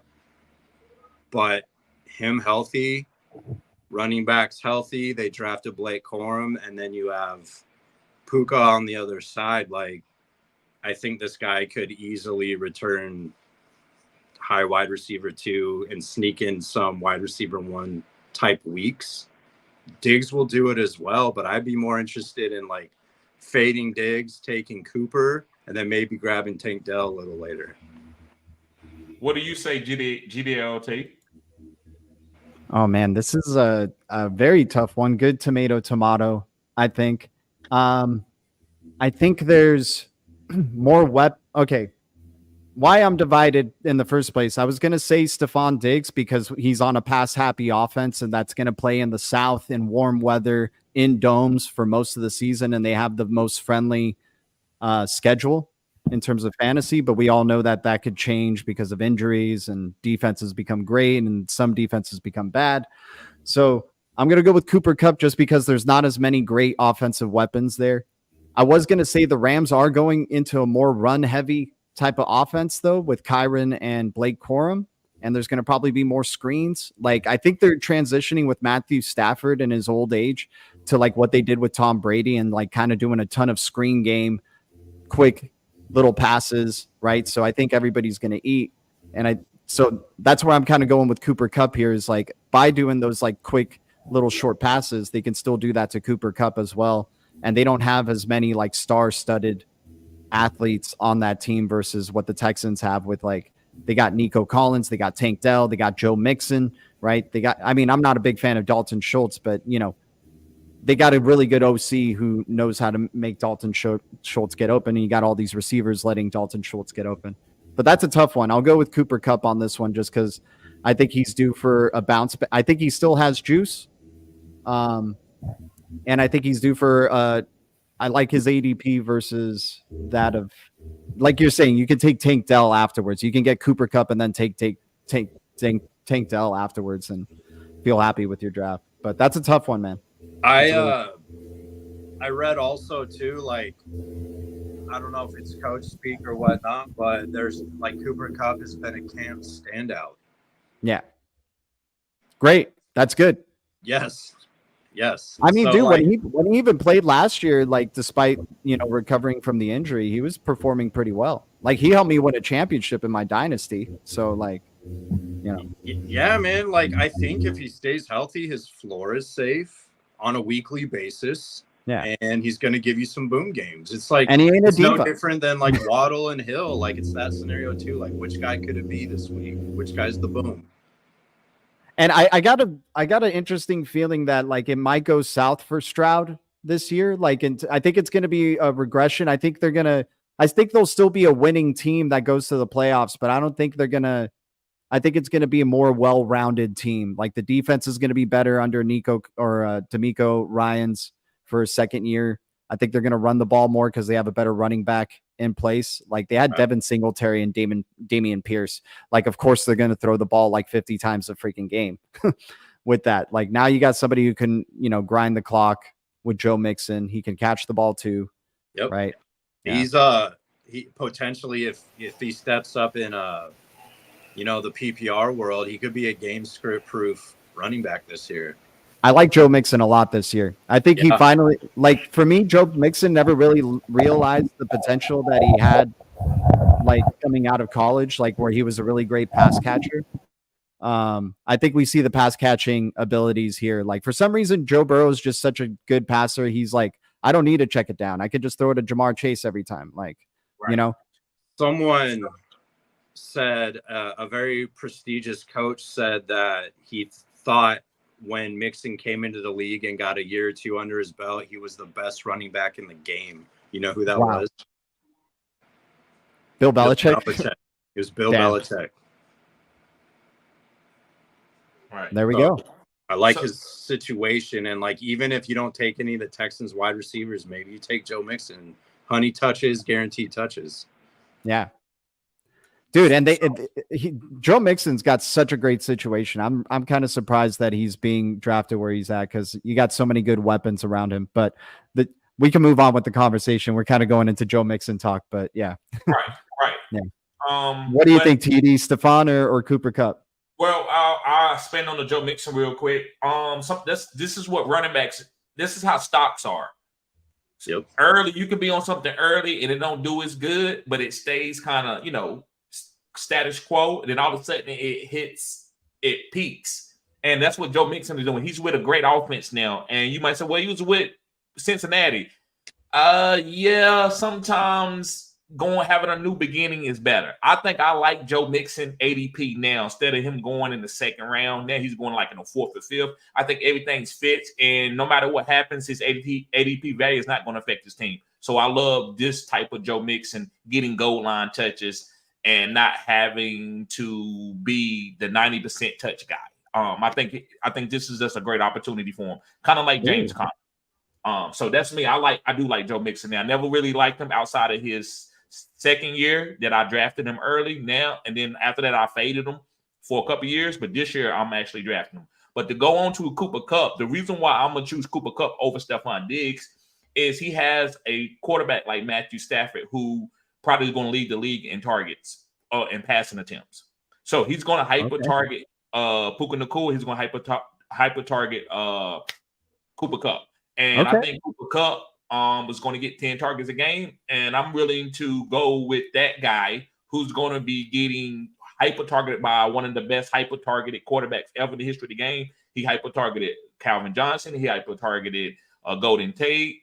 He even hyper targeted Marvin Jones at certain times, and he's hyper targeted Puka Nacua and Cooper Kupp. So I'm going with that type of offense over Stephon Diggs, where I don't think you don't know who gonna get the targets per week.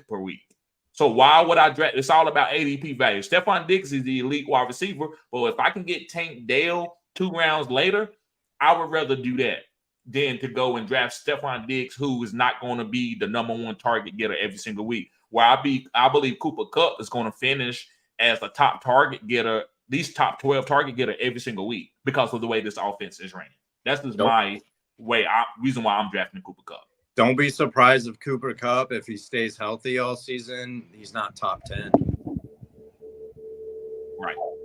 He's motivated too because he knows that injury like prone label is on him now, and he wants to prove he still has the juice, I think they want to win another ring, and I think they all are on the same page that they can do it. Like with that coaching staff, and if they're all healthy, like that offense is just as nasty as the Lions and the Dolphins. Like they can hit you all over the field. Pause. Yeah.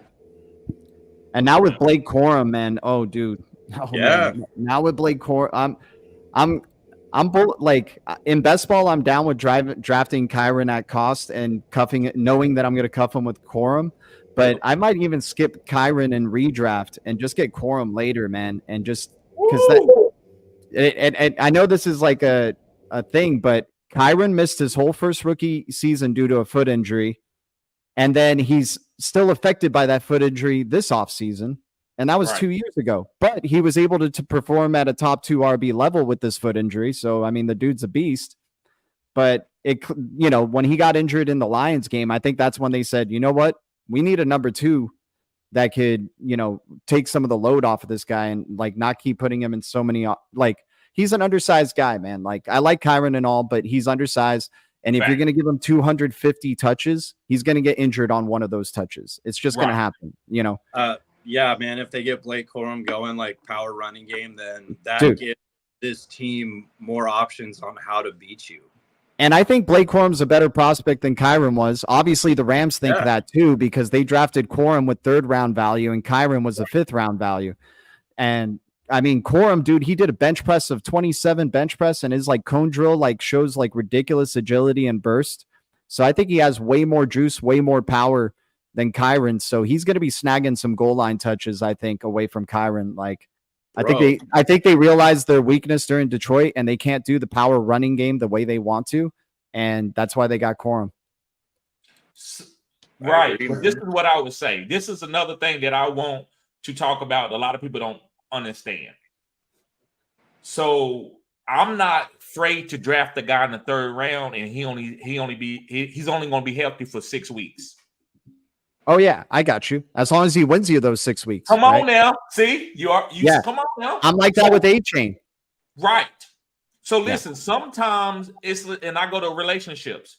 You might get with a girl and you can see some red flags where you're like, you know what, that can't be my wife, but why would you break up with her? Yeah. Just go ahead and squeeze the relationship, whatever you can get out of it, and then move on amicably. Like, we good. We okay. It's all good. So sometimes when you draft a certain player, almost that player is going to help you get the number 1 seed, but he might not get you the championship. So Kyron Williams could get hurt, but I'm still not going to say that ADP because I know that I feel like that Sean McVay feels like he owes Kyron Williams the honey touches. So now can Blake Corum be a 4th quadrant and you cuff him? That's perfectly fine. But I wouldn't fade that because I just think he's going to get high value touches. I've been doing some research on like the interviews from Les Sleed and his reactions to drafting Corum, and then interviews with Rich Eisen and Corum and what he says about like why the Rams drafted him. And I took some interesting stuff away from it where Les Sleed, he said like Kyron had a great year, right? But we kind of realized during the Lions game that we needed, he got injured and then we were kind of just like, with the our tail between our legs, right? So they get Corum, and Les Snead said Corum, he's a 3-down player. And then next thing you know, when they go over to when Corum's getting his interview with Rich Eisen, Corum says, I think I'm a 3-down player.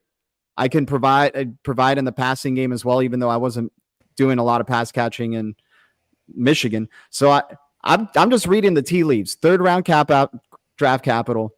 Running back is such a fragile thing. We had an amazing season out of James Robinson, and then James Robinson had maybe a 2nd amazing season. So in Dynasty, I'm kind of fading Kyron or trying to get my profits on him if I have him in my roster. In best ball, I'm definitely drafting Kyron, and then I have to cuff him with Corum. Have to cuff him with Corum. And I understand that. I agree 100% with that. Especially with the best ball, because it doesn't matter if he goes down. That's what I'm saying. I basically don't care if he goes down. I just don't want to leave that type of target share on the table. Now, if I thought that he was going to get sniped, like if I thought Kyron Williams could go and catch a 30-yard pass and then they get to the goal line and they take him out and let Blake Corum run him in, I'm not touching Kyron. But I believe that they're going to run Kyron and let him go. And if he gets hurt, here comes Blake. Yeah, maybe exactly. In between the 20s. Maybe sometimes Blake come in, maybe. But I think the guy I will ask y'all real quick before we move on. Who do you think is going to get the goal line carries if they both are healthy? Okay, so this is interesting because I don't think you draft a player with 3rd round capital to just have him sit for however many weeks until Kyron gets injured. So I think they're gonna bring in Corum, and I think he's gonna get some short. Like I think they view Kyron as a good pass blocking, pass catching back, right? And that you can run him sometimes to trick the defense. Corum. I think Kyron might get a lot of goal line because he has PPR value as well. So like that adds another element to the offense in the red zone that the defense has to try to stop, throwing it to Kyron. Right. The one thing that concerns me with Kyron is I don't like last year he had no competition. So that's why he ends up being number 2 RB overall when he's like on the field. I don't think he's a top 5 RB now that Corum's in town. I think he could be a top 10. I agree with that. I think he could be top 10 or top 15, but I think now that Corum is in town, and dude, Corum is a freaking beast, y'all. Like, I think a lot of people are under talking him, and he was the third RB taken, man. We talk a lot Right. about Jonathan Brooks. We talk a lot Right. about Trey Benson. Corum is just as talented. Like, I mean, Right. I called him yeah. Emmitt Smith. I think he when I Yeah. watch him, he looks like Emmitt Smith. He's to a me. pure runner, dude. The guy is just good at football. Right. So, guys, make sure you hit the like button and subscribe to this channel if you haven't, guys. This is cutting edge content. Okay, so Haram, you got how many? You got 3 more tomatoes? 3 more. Let's get through these 3 more. That way we can get to the comments. All right. Devonta Smith or Jalen Waddle? You said Devontae Smith or Jalen Waddle? Yep. I'm going with Jalen Waddle. Who you going with, Harambe? I'm going with Waddle. I'm starting to get more excited about drafting Smith earlier because of Kellen Moore, and I think they'll move him all over the formation and in the slot too. He could become a hyper-targeted wide receiver in this offense, in my opinion. But I think Jalen – I actually think Smith has boom potential just like Waddle does. But Waddle would be the number 2 in that offense, whereas Smith might be the 3rd option in that offense. Okay. But they're comparable, in my opinion. I think This is a great tomato. A bit more in Right. ADP. I'm gonna say Devontae Smith because I think he's just the better player overall. He maybe doesn't have as much of the speed as Waddle, but I think he is just the better player overall. And the sense that I'm getting from Miami is like you're just a cog in the machine in Miami. Like if Waddle goes down, Malik Washington will step up. If Tyreek goes down, like McDaniels just finds ways to throw it to Barrios, to throw it to Jonnu. Like he just finds a way to make it work if players go down or anything. Like you're not necessary. We can live without you. With Devontae Smith, you're absolutely necessary because if AJ Brown goes down, you're the only good receiver that's left there. Right. So and they have nobody behind Devontae Smith either that will can threaten him or anything like that, or replace him in any type of way. So I think with Kellen Moore's offenses, his offense is kind of more predictable. Like if you're a top guy, you're gonna get yours, Right. What would you say, Ro? I would say easily Waddle. He has a wide receiver 12 and 8 finish. That's the reason why I'm drafting him over what D Lion said. Both Ridley and D Hop finished higher last year. Yeah, that might be true. But I mean, Waddle was injured. He was playing banged up. And before that, he was way better. I mean, he has a wide receiver 8 finish. That's something that Devontae Smith doesn't have. I mean, he was very consistent, both his rookie season and his sophomore season, when it comes to back-to-back fringe top 10 finishes. So I like Waddle. I think he talked about talent-wise. I mean, Waddle got drafted 6th overall, while Devontae Smith got drafted 9th. I think they were similar prospects. I feel like you could have gone either way. Right. I think it's a little closer than maybe people think. And I do think Kellen Moore will truly unlock Smith's game. I think Devontae Smith's best football is still ahead of him. Right. Come on now. I agree. Come on now. That's why I'm willing to take Devontae Smith over AJ Brown. A lot of times when I talk about waiting on guys, it's not that I don't think CMC. It's not that I don't think CMC don't suck, but to me it's about value. AJ Brown, if I take him where he's going, maybe the middle second or late second, that's great value. But if I take him too early and he don't hit, it's gonna kill my team. But if I wait late and get Devontae Smith, no matter what happens, I'm getting Devontae Smith in the 3rd round. So I still get to get Tyreek. I still get to get Bijan or whoever. So if I take AJ, I'm not going to be able to get Bijan and AJ. Now, if I can do that, if AJ falls, then I think it's great value. So it's not about the player. It's about the value that you got to take these guys. Yeah, this is another good tomato. I mean, it really goes either way. I just think I don't know. I just feel like Devontae Smith is such an essential piece. So, he's and I think he's got his best football ahead of him. Like in Alabama, he was a late bloomer too. And then next thing you know, he ends up winning the freaking Heisman. Right. When Waddle went down, it was between Waddle and Devontae. Waddle was going to win it, and then Waddle broke his ankle, and then Devontae won it. Okay. That's right. Okay.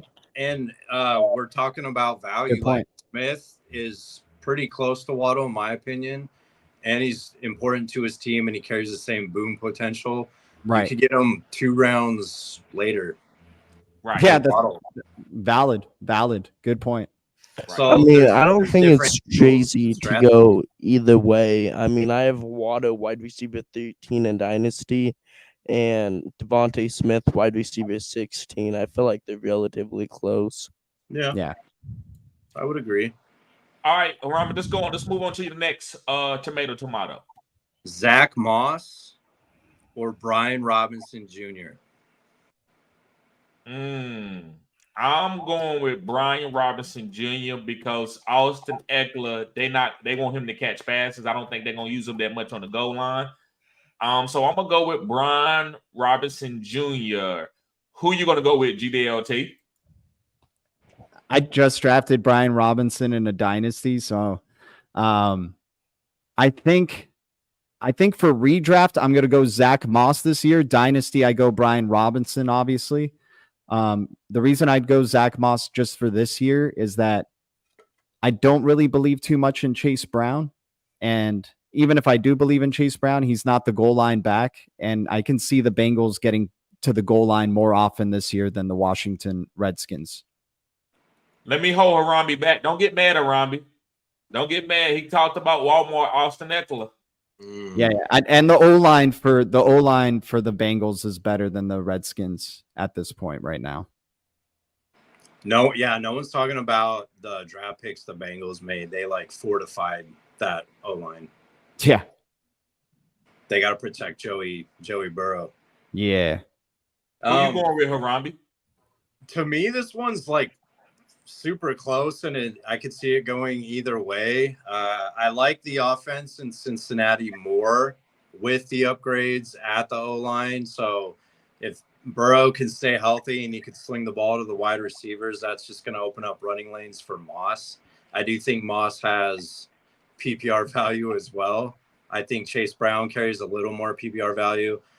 To me, they brought in Eckler to kind of be a veteran presence on that team with the rookie quarterback. I'm talking about the Commanders.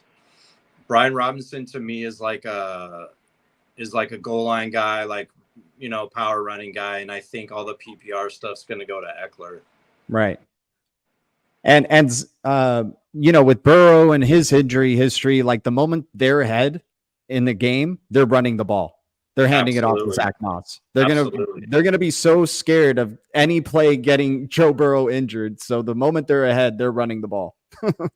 I agree. What do you think, DeRoe? I'm going with Brian Robinson. I think he's a better talent. I feel Right. like Totally. he's younger. He might not catch as many balls, but what TD says, he is definitely going to get goal line carries over Austin Eckler. I mean, he's going to... Yeah, I'm going Brian Robinson. Maybe I'm a little bit biased because I do really like Brian Robinson in Dynasty. I feel like he's really underrated. But I don't mind Zach Moss. I feel like this could go either way. So. Right. What about you two? I'm going with Brian. I said Brian Robinson earlier. I'm going Brian Robinson. I just think he's gonna get the goal line carries. I can see him getting 10 rushing touchdowns, especially when you got Jaden Daniels who can fake it and take it around the corner. And so I think that's going to help Brian Robinson. I mean, if you look at a dual threat quarterback in the NFL, you've never seen a bad running back behind a dual threat quarterback. That's true. So I like Brian Robinson for the goal line touches. I also like Austin Eckler. I think this is the team that we talked about, GDLT, also Harambe and Rowe, that this is a team where this is a middle of the pack team who's going to be trailing. And Yeah. you can go and pick out these stars. You can get Jaden Daniels, who's going to be developing late, fourth quadrant type quarterback. You can go get Terry McLaurin, who's a number 1 wide receiver. No one wants to draft. They drafted number 3 wide receivers over him. Also, you got Jahan Dotson, who's a breakout candidate, who's a really great route runner. Played really well as a rookie, had a down second season. Then you got Austin Eckler, who's one of the best pass catching running backs. I mean, I think you can take any of these guys and put them on your team, and you can feel good about it at their ADP levels. So I like Brian Robinson at his ADP, and I think I'm getting almost a starting running back who could be top 12 on some weekly basis. Yeah. Okay, so around me, you got how many more you got? One more? That's it, brother. That's it? Okay, so let's get to some comments. If y'all still, if you gotta go, you can go. If not, we're gonna get to some of the comments. I appreciate I think I'm everybody. gonna go take some ibuprofen and some NyQuil. I'm not like feeling great. Yeah, That's man. good, Rest bro. up. Yeah, take Appreciate you being here, man. Yeah. Yeah, I'll Hope you see you feel good. guys. All right. Be safe. Later, Rolly. Yeah. Okay, so let's see here. We got some comments in here tonight. So we're gonna try to, we ain't gonna overkill. We might not, everybody not gonna answer each question, but we'll try to get through this. Maybe I give each of one, give us each a question and we just answer and then we'll keep it moving. Sounds good. Hector, he says, Ayuk said he for sure wants to play and stay with the 49ers. What do you feel about that, Rhonda? I agree. He just wants to get paid. I think they're just playing money chess, right? Right. GDLT, he says later, y'all about he said we about to drink some beers and watch the fight. Did you watch UFC GDLT? I do not watch. I just watch football, man. I used to watch all the sports, but I just have time for football now. Yeah, me too. I'm really not a big fight guy. Yeah. Let's see here. D Lion says UFC 303 crazy already. Karate Hottie retired. Ian Gary ugly win. Do you know about that, Robbie? I'm not big into the UFC. No, I like you were saying on your other video, like if you're somewhere and it's on, you'll watch it. But like I'm not into it either. Like if I'm watching, it's probably at like a buddy's house or something. Facts. Right, me too. D-Line guy's really, really great bettor. Last year he called some great shots. He won a lot of money. And as soon as he would win the money, he would send me a super chat. So this guy is really good. I won a little bit of money. A couple of bets that he talked about, I bet it and it hit. And I'm talking about great odds. But he says holding a few MVP tickets, Kyler plus 5,000, Stafford plus 2,500, Rodgers plus 2,500. I'm mad at the Stafford plus 2,500. Somebody knows something. And I like the Stafford to win MVP. That's my bold prediction this year for MVP. How do y'all guys feel about Stafford winning MVP this year? I think he's a dark horse candidate who could easily win MVP. Yeah, definitely. I don't think people are talking about him too much, but I think that kind of coincides with maybe the Rams being a lot better than we think this year. Yeah. I mean, the Rams had a Super Bowl hangover year, and then their next season they were pretty bad.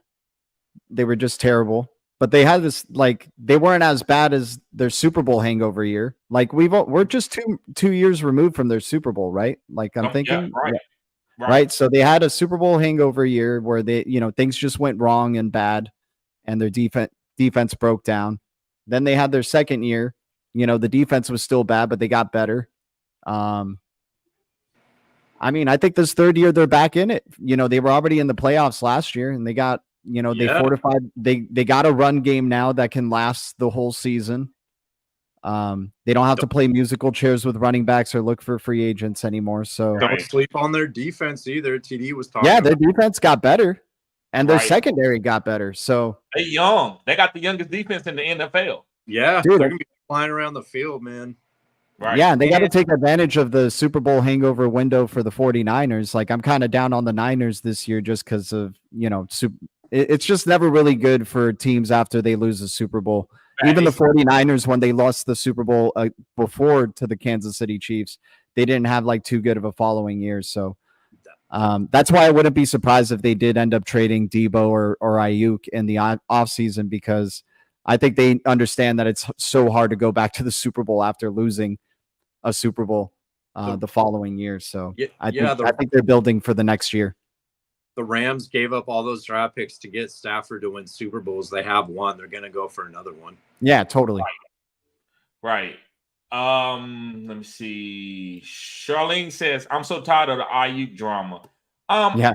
I don't get caught into it. Like, guys, that's why I don't do a lot of news, and I'm getting better at that. I understand how those hit the algorithm.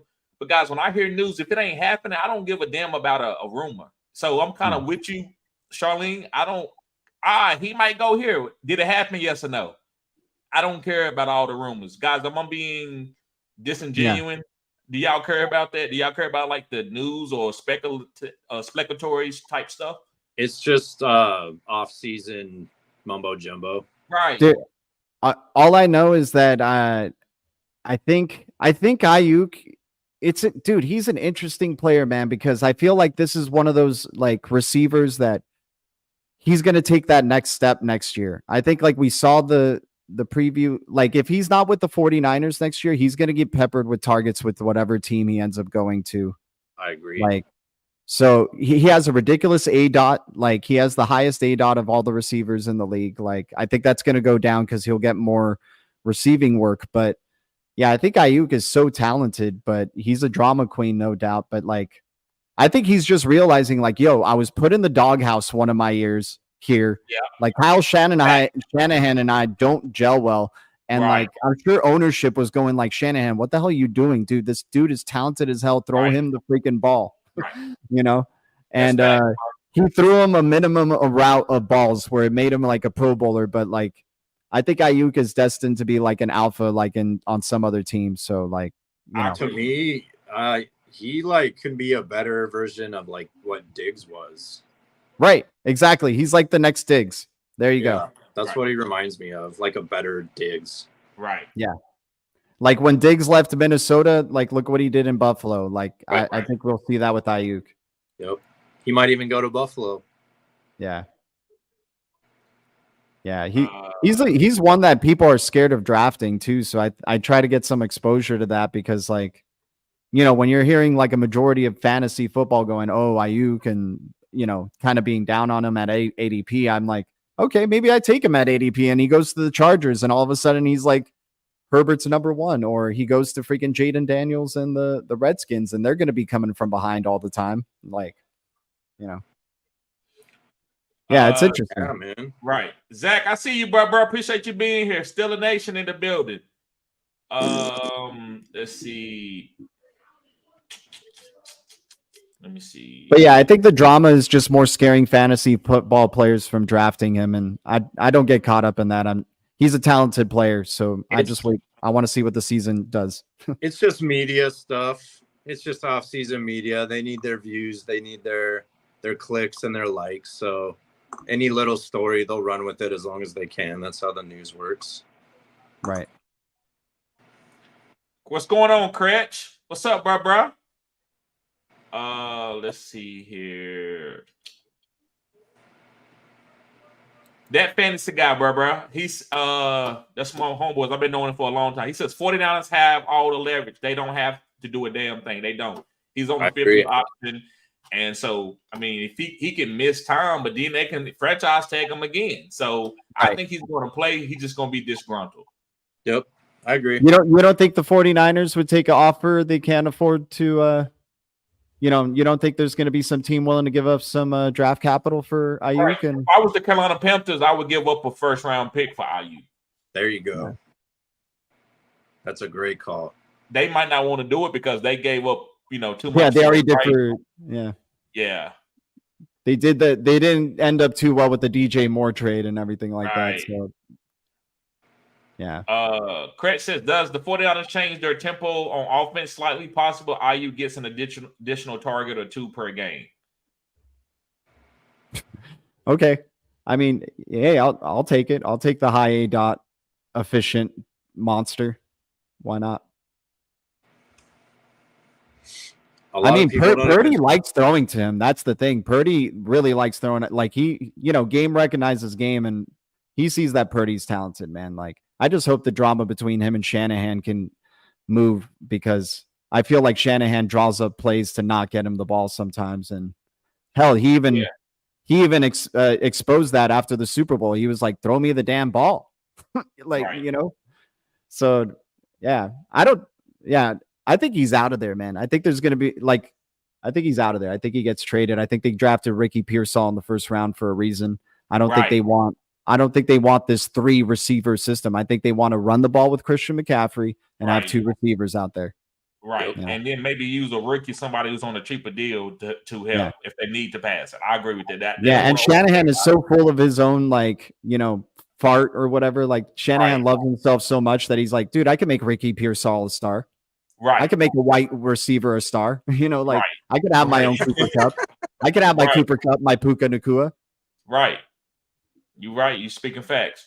Ronald says fade is looking sanely crispy, TD. Thank you, bro. Just got a cut yesterday.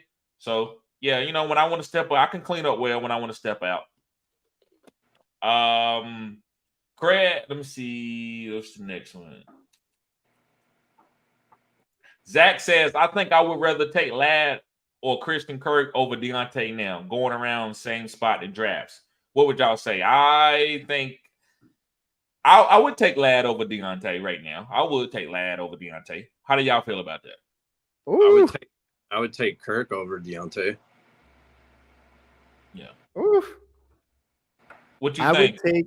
I would take Deontay over Ladd and Christian Kirk this year in redraft. In Dynasty, obviously Ladd McConkey, without a doubt. But in this year in redraft, I'm taking Deontay. I'm very bullish on Deontay this specific year.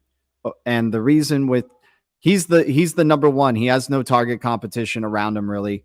They paid the man. They paid Deontay to come in here and say, hey, take all of our short passes. We don't want Bryce Young to throw the ball deep. We want him to just complete it to playmakers like Leggett, Deontay, and Jonathan Brooks.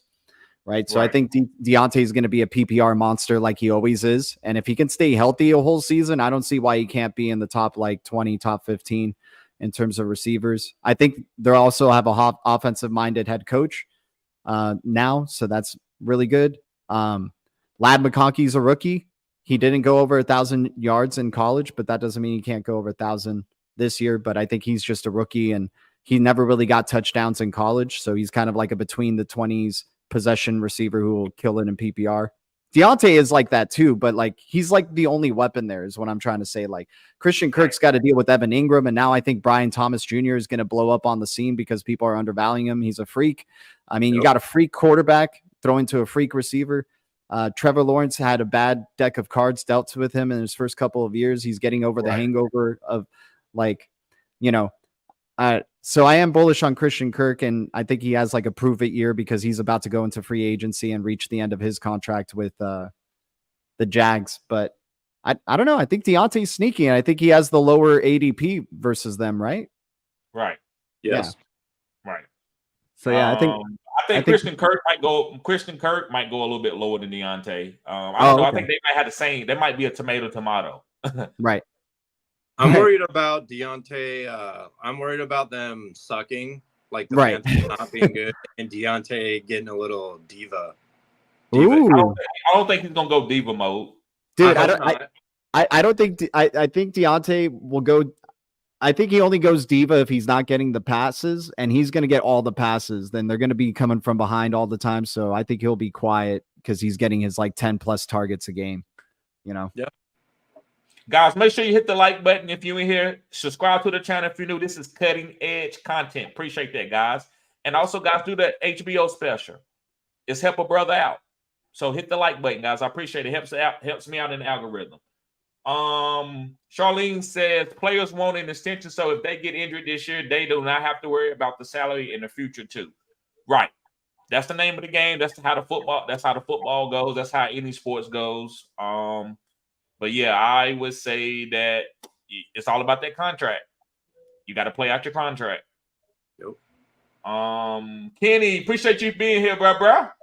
My homeboy Chris, guys. Chris played at Oklahoma State. He was a good player. I don't know if y'all seen him, but he's in a couple of my listener leagues too. But he says great point, especially for a super flex league. I think he was talking about what was he talking about on Robbie? I think he was talking about Flacco. It was the super flex. So definitely a QB related thing, I think. I think he was talking about Joe Flacco.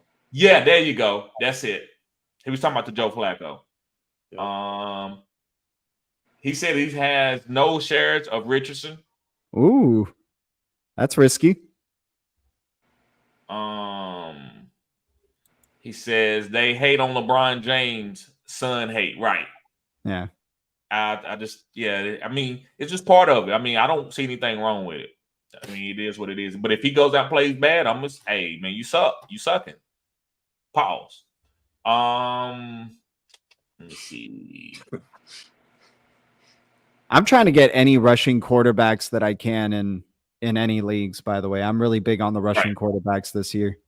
If it makes sense, I'm doing it too. If it makes sense. Yeah. But this year, man, I like pocket quarterbacks. I like Jared Goff and Matthew Stafford this year also. Ooh, yes. Those are nice. Dude, Kyler Murray is like screaming up my ADP rankings right now, man. Yeah. Because he can throw the ball from the pocket and he carries the rushing upside. Yeah. And it's another one of those mid teams. The Cardinals aren't gonna they're gonna be chasing points, man. And then they just drafted a freaking Maserati. Dude, he has the best offense that he's had in his career, Kyler. I am so excited to watch the Cardinals play football this year. Yeah. Right. Let's see here.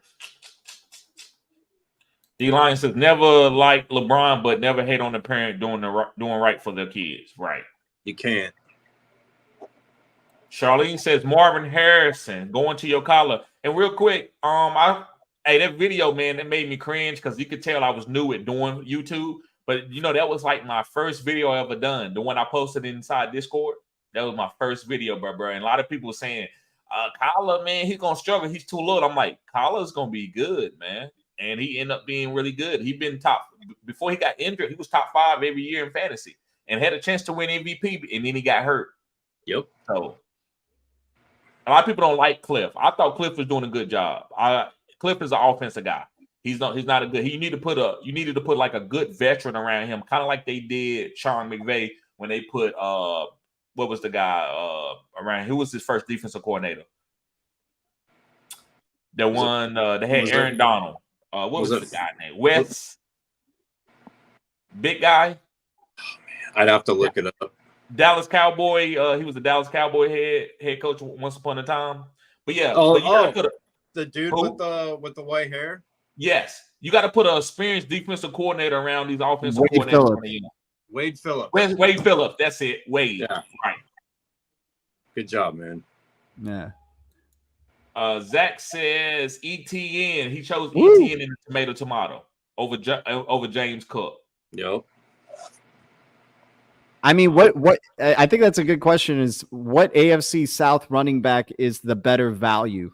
Like we got JT, we got ETN, we got Joe Mixon, and then we got Tony Pollard or Tajay Spears, which depending on which way you view that situation. Dude, for me, it's Mixon. Right? Yeah. It feels weird saying it, but it feels like this is Mixon's gig, dude, this year. The team he's on, the ADP, he's going what, 5th, 6th round? Right. Maybe later, just depending on your league format. Dude. To me, Mixon is like the girl where she ain't that cute, but when she put leggings on, you be like, hey man, she all right. You're like, all right, I'll do it. we haven't seen the RB change of scenery thing work out like in a good while. Like I remember when LeGarrette Blount came to the Patriots, right? He was leaving the Tampa Bay Buccaneers, and then next thing you know, LeGarrette Blount just kills it on 20 the team. touchdowns, right? Recently, we saw that happen with Jamal Williams leaving from the Green Bay Packers to the Lions, right? But then we haven't really seen anything like, I mean, David Montgomery going to the Lions, I guess, but he didn't blow up the thing. I think this year we get back to the change of scenery for running backs being a good thing for Saquon, Henry, and Joe Mixon. Facts. Jacobs as well. Jacobs, yeah, dude. Jacobs, I think is being, and I get it. People are worried he's gonna like He's just got too much yardage on there. And I like Marshawn Lloyd a lot. So, but dude, I just feel that team knows how to knows how to play with their playmakers, and they're not going to overuse Josh Jacobs. I think he's going to get a lot of good value touches, and right. they'll keep him fresh. Yes, I do believe that. I do believe he could be top 24, but people are drafting him, man, to be a top 12 running back. Right, he is overdrafted. And I'm not taking him there. I mean, if I could get a good value on him, I'd rather take Joe Mixon. I think Joe Mixon to him is a great tomato. That's a good tomato. I was just gonna say I would rather draft Joe Mixon. Joe Mixon, dude. I mean, you got Dontavius Wicks, you got Bo Melton, you got Christian Watson, you got Romeo Dobbs, you got AJ Dillon. Guys, they re-signed AJ Dillon. I know that doesn't sound nice, but they're not gonna they're not gonna re-sign AJ Dillon to give him 50 carries next year. Right. Yeah, he's gonna get at least 150 carries. You got tight ends taking sweeps, like right. Luke Musgrave, got a quarterback taking carries. Reed. I didn't even say Reed. No, yeah, bro, I'm not. It's too many. This is listen. And I say this. I think this is the deepest wide receiver of the team in NFL history. Am I lying, dude? No, it's a bunch of no-name guys, but they can play. Yes, dude. Yes. Yeah. So Josh Jacobs, the best value for him is to get the goal line touches. And you think they're gonna let Jordan Love throw for 18 touchdowns because Josh Jacobs had 16, 17 rushing touchdowns? No. I think they get down into the red zone, they play action to Josh Jacobs and they play action to Josh Jacobs and then they throw to the tight ends and they throw to some of these wide receivers. I don't think Josh Jacobs is going to get all the honey touches. I mean, hey, if any of the past couple of years have been an example, I mean, it's going to be Christian Watson or Romeo Doubs getting touchdown passes. Right. Dylan's going to be at the goal line too. Yeah. Right. Yeah. Hey, and maybe they implement tush push with Jordan Love. Who knows? Right. Charlene says Tanks Bigsby or Dearness Johnson as RB2. That's easy. That's Tanks Bigsby. Oh. Yeah, I'm gonna say it's Tank. Okay, I'm gonna throw out a random one here. I'm gonna say Keelan Robinson. He was drafted in the 5th round this year. He's smaller than Tank. So Tank Bigsby is their power back, but Keelan Robinson, I think, is their insurance for if ETN were to go down. This guy went to Texas, backed up Jonathan Brooks. And he was a pretty good performer. He runs pretty fast. I think he's kind of a sleeper because I'm thinking that they didn't use Bigsby at all last year. He fumbled. And he fumbled, right? So I think, but they need a power back, right? They need somebody who can freaking run between the tackles. Right. So they'll have Tank Bigsby, do a little bit more this year. But I think they want to keep it with Trevor Lawrence throwing the screens to the running backs, and he's going to be throwing to ETN like he always does. And I think Keelan Robinson's going to get sprinkled in there. So he's a good name to look out for because they drafted him in the 5th round. They gave him draft capital, and Tank Bigsby, they drafted in the 3rd round. So yeah, I understand that they have to be responsible to their draft capital, but I mean, they drafted another running back this year, which is interesting to me. That's all I'm saying. And he's more of a pass catching guy. You always got to be open-minded to these rookies. These rookies can come and mess up your running back depth chart early. Right. It always happens every single year. You be like, this guy, what? And then next thing you know, you got the RB4 on the team. But yeah, it can happen.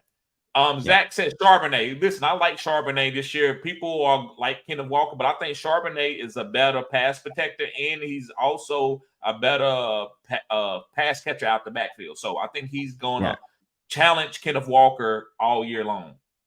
I love Kenneth Walker, and I was so hyped for Kenneth Walker back in the day, but I think he just has too much mileage on him, man. I think he's either going to be playing like a man with who has something to prove and he's playing for a contract this year, or we start to see like you said, Charbonnet really creeping in and getting a lot of the touches. And I think it's more likely the latter that ends up happening. I think new coaching staff. Yeah. And he's a better power runner, man. He's bigger than Kenneth Walker. Kenneth Walker's more explosive. If they want to, defensive minded head coach who probably wants to go more north and south. I'm going to make sprinkle in Kenneth Walker for some explosive plays. A comparison, Zach Charbonnet reminds me of DeMarco Murray. Ooh. Mm. Okay, I'll say Jamal Williams. I'll say he skills reminds me of Jamal Williams. Like, this is like a very Aaron Jones, Jamal Williams vibe I'm getting with the Seahawks. Mm. I don't But- have a One cut, comparison go for guy. Charbonnet. But DeMarco Murray is a great comp, man. That's a good one. He Craig reminds me said- of for a good DeMarco bit. Murray. Right. Craig said if Javonte Williams goes down or falls off, estimate will get the red zone carries. I agree with that. But like I said, we also got to talk about the guy that you brought up, man. I mean, he's going Yeah, to be Blake coming Watson, in. man. It's a lot of master feet. We don't know. We're going to have to wait through camp. Yeah. They're still trying to find out the offense they want to roll with, right? Right. And if they even get to the red zone very often. That's what I mean. Like, they That got to too. figure out who's who and like where they want to position these guys. So like, it's hard to speculate who the guys are going to be.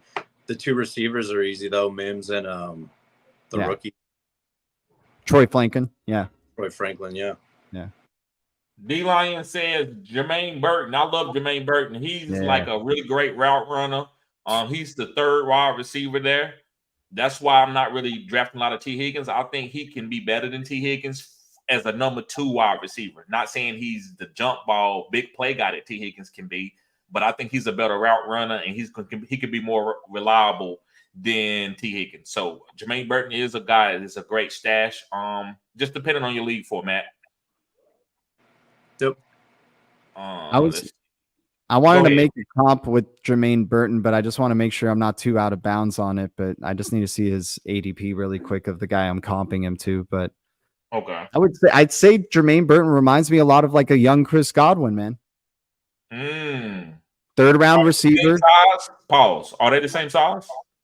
Yeah, they're Chris Godwin 6'1". Let me see Jermaine Burton 6'1", 200. Jermaine drafted in the 3rd round, and then let me see Jermaine Burton here really quick. Jermaine Burton drafted in the 3rd round, 6 foot, 200. Okay. So I think he's like an early days Chris Godwin, man. D Lion says that's why I love the Titans and Cardinals offense this year for fantasy. Explosive playing from behind teams. I agree 100%. We talked about that.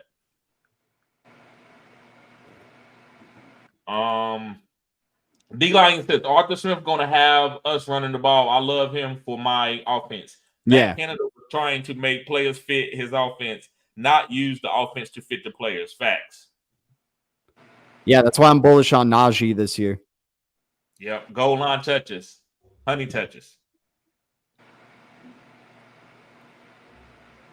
Shawnee says Casey did not like Canada. Oh yeah, Matt Canada was terrible for the Steelers, man. Right. trash. Isaac says hybrids half human, half alien. Yes, that. Yes, I guess you can say that. But hybrids are going to be like Debo. I think you're going to see a bunch of Debos in the NFL coming up. Oh yeah. Broad Street Bullies. What's up, bro? He says, I agree. And with them banning the hip drop tackle, wide receivers going to go off, you might have a wide receiver that pop that nobody going to think of. Right. That's what the interesting thing when you have like you got Sean McVay and then McDaniels as like the offensive savants, but they kind of run their offenses kind of differently from each other. They find ways to scheme their players open, but right. McVay is more like, are you a smart football player? Okay, you can play in my offense. And then McDaniels is like, do you run less than a 4-4? Okay, you're you're on my team. You know, like, so and McDaniels has a hard time playing bully ball when the teams like are running down, on like that's why he's trying to build up the defense more because like he's seeing that teams are like keeping his offense off the field and things like that. And as the season gets on and it's cold, like the speed doesn't matter when it's cold, like because you're slipping, like you're slipping on ice or like on rain or whatever.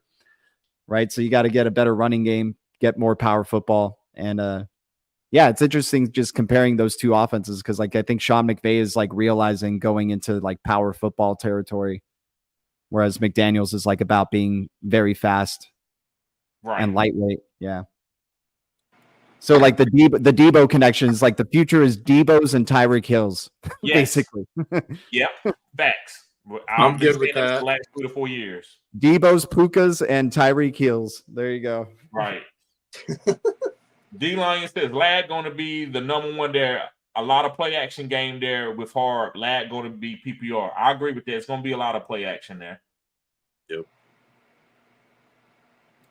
D Lion says because JJ can't throw, so they ran.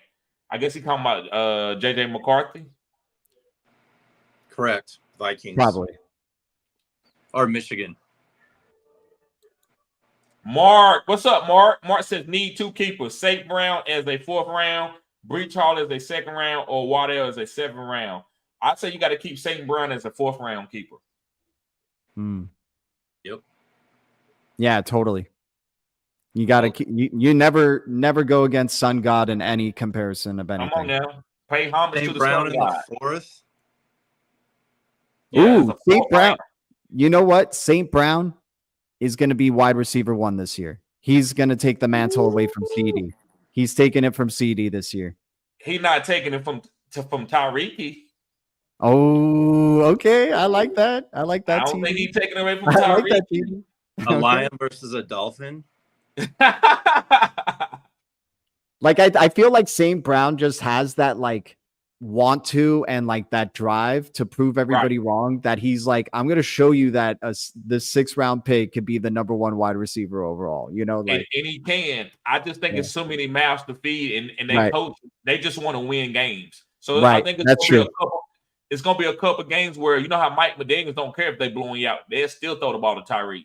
Where I think they might be up and they might, you know what, David Montgomery, this is your game, and then you know what, Laporta, this is your game. It's so many guys, but I do believe St. Brown will be consistent. He will give you between 15 to 20 points every single week. Tyreek is going to give you more 35, 40-point games than any other wide receiver. That's the only difference. But I told Harami that I'm drafting Amon-Ra as my 2nd wide receiver off the board, right, Harami? That's 100% right. Good man. I like that. Charlene when we was talking about the girls. Hey, this is a lot of people don't talk about this, but you know the Mickey Mouse Clubhouse. They raise these ladies up to explore them, or whatever the word is. That's from talking the Britney Spears and Christina Aguilera thing. Yes, right? they raise these 100%. girls up to basically be like sex objects. 100%. Disney is a. It gets red company, pill. Yeah. Right. to say the least. You're right on the money, TD. Go ahead, GDLT. No, yeah. I think an interest. One other thing that was like kind of creeping up in my mind. I feel like the Saints for some reason are gonna be an okay, serviceable fantasy team this year. Just because of the change of offensive coordinator. And I want to find out who their I don't think Rashid Shaheed is the wide receiver 2. I think he's just like the gadget guy. He'll get his like touches and do his thing, right? But like I think like a true wide receiver 2 to Olave to me is like a Michael Thomas type of guy. And I don't think they found that. And they think they may have found it through A.T. Perry, but then they drafted Bub Means. Right. And like the coach speak that I'm hearing is they're not like bullish on A.T. Perry. So that could either just be coach speaking, trying to get people off of him or whatever, or just underestimate him. But I think they drafted Bub Means for a reason with this new offensive coordinator. And he's the offensive coordinator that was around when they drafted Puka Nacua in the 6th round. Right. And so they drafted Bub Means in the 6th round, and he has similar dimensions to a Puka Nacua, like 6'2", $200 or 200-pound type of dude, was an alpha at his like in Pittsburgh as a receiver. So I think Bub Means could be like I like trying to figure out who the number 2 on some of these uncertain bad offenses is. And, you know, I don't know if I'm taking a lot of risks on them, but like they're just ones to come out for because they could be somebody like I think Panthers and Saints could take step forwards this year. Right. I just think they could. I think they suck. Obviously, they sucked last year, but it's like, how much more can they suck? Could they get worse?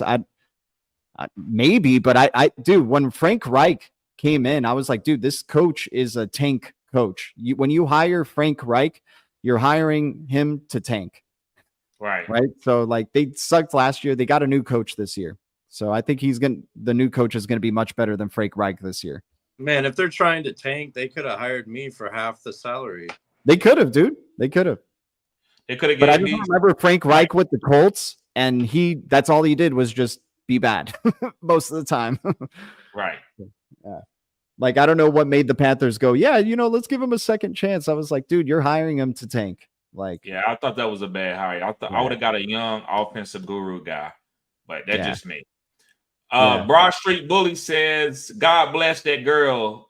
Kevin Federline throwback for real. Yeah. Kevin, a hero.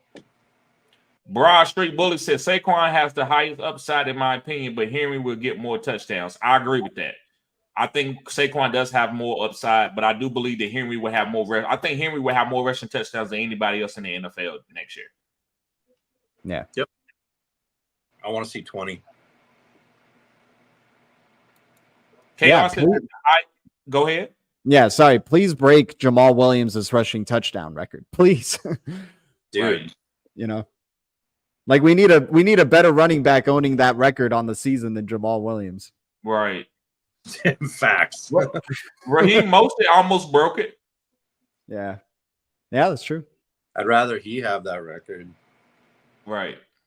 KR says if IU gets traded, Debo finna be top 7. I disagree. I don't know if Debo can stay healthy for 17 games. Yeah, and I think they like Ricky Pearsall a lot. I think, Shanahan's going to just want to, he's going to be like, hey, they made Puka break out in his rookie year. How come Ricky Pearsall in the first round can't do it for us? And Purdy and him have already been putting in a lot of extra work in camp, trying to get familiar with each other. So I think there's definitely a plan with Pearsall. Right. KR says, but would be worth a second and third round pick, though. I guess he's talking about IU. I think if IU gets traded, he'll be a second and third round pick. Second round pick for sure. I think somebody will trade a second round. 49ers, I might just take him third or fourth round.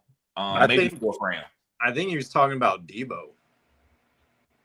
Oh, okay. He's talking about Debo. Oh, trade value, right? Like we're talking trade value for the NFL, right? Like he's worth a second round NFL draft pick. No, I think he was saying if Ayuk got traded, then Debo in redraft would be a top 7 wide receiver. Oh, I guess. I'm not taking him there. No, I wouldn't take him there. I'll take Debo, but I'm not going to take him where I got to depend on him. I want Debo as my wide receiver 3 this year. No, you take if that trade happens, you take Pearsall late. Right. Or Kittle late. Fourth quadrant guy, right. Yeah. Oh, Kittle would definitely be very bullish if we had a trade of Ayuk for sure. None of these guys going to get hyper-targeted, man. Only guy that's going to get hyper-targeted is CMC. The rest of these guys are just be efficient. Yep. It's true. I mean, I like that mentality where if it's an average QB, then get the running back, because they that's why I like Zamir White with the Raiders. It's like, okay, they're a running team. They don't want to put the ball in the hands of Aiden O'Connell or Minshew the whole game.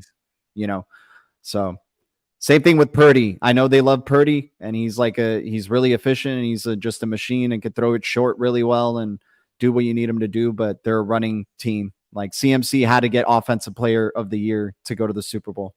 Right. Yeah. Charlene says, I feel sorry for Dak. He needs to win a Super Bowl. Oh, we ain't getting that. We're going to get Shadur Sanders. I think Shadur Sanders is going to be the quarterback for the Cowboys. I hope so. Woo! I hope so. I'm being biased because I'm a Cowboy fan.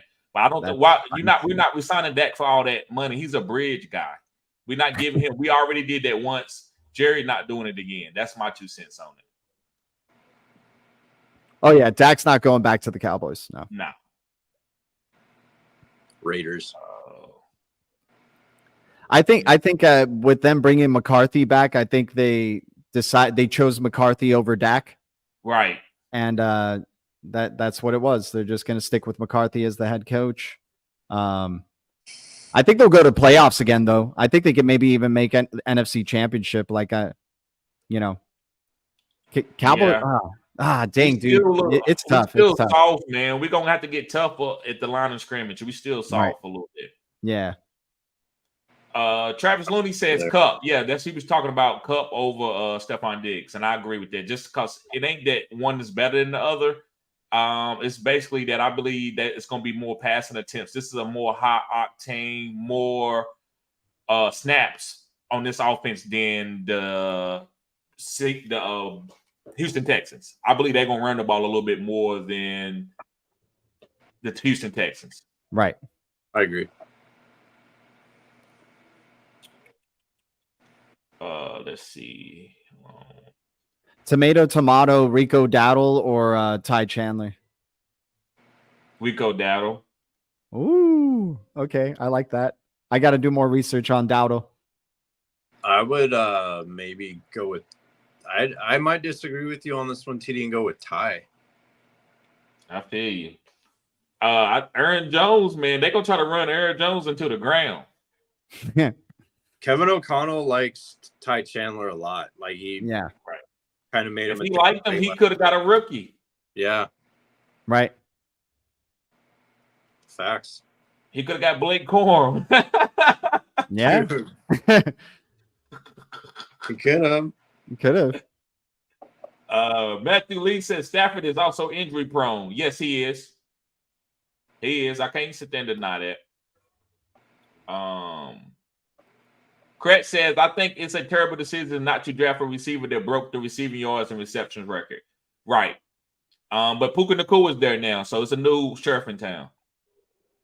Yeah, I mean, and once again, I think Stafford's he's an amazing QB. He's a target, wide receiver maker or whatever QB. But yeah, maybe he has a couple more years of doing that left in him. But I think they're really trying to do what they did with Tom Brady later in his career and like really go power run focus and give him he's going to have touchdown passes though galore, I think. And yeah. I'm rolling him out in the Superflex. Yeah. Travis Looney says, I think Tank Dell is Stroud's perfect target. Diggs may be second or third. Yeah. I don't think Tank Dell's going to necessarily get more targets than Diggs, but I think their value can be close. So why not get Tank Dell when he's going later? I think Tank Dell can end up having more boom weeks than Stephon, and they end up making their fantasy valuable kind of close. That's the only thing. I think Stephon Diggs will lead this team in targets. Yeah.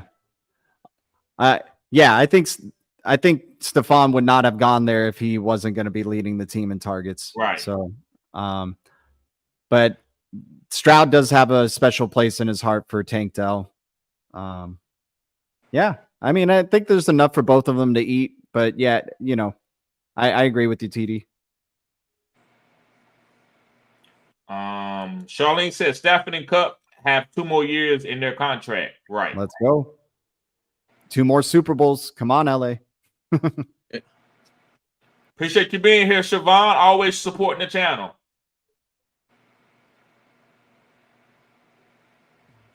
Let's see. D-Lion says, really being drafted wide receiver 44 after finishing 18 last year. D-Hop being drafted wide receiver 55 after finishing 19. 2 late round guys that can boom in this new offense. Yeah, but I don't think Will Levis is going to be able to handle 2 top 24 wide receivers. Maybe he can. I don't know.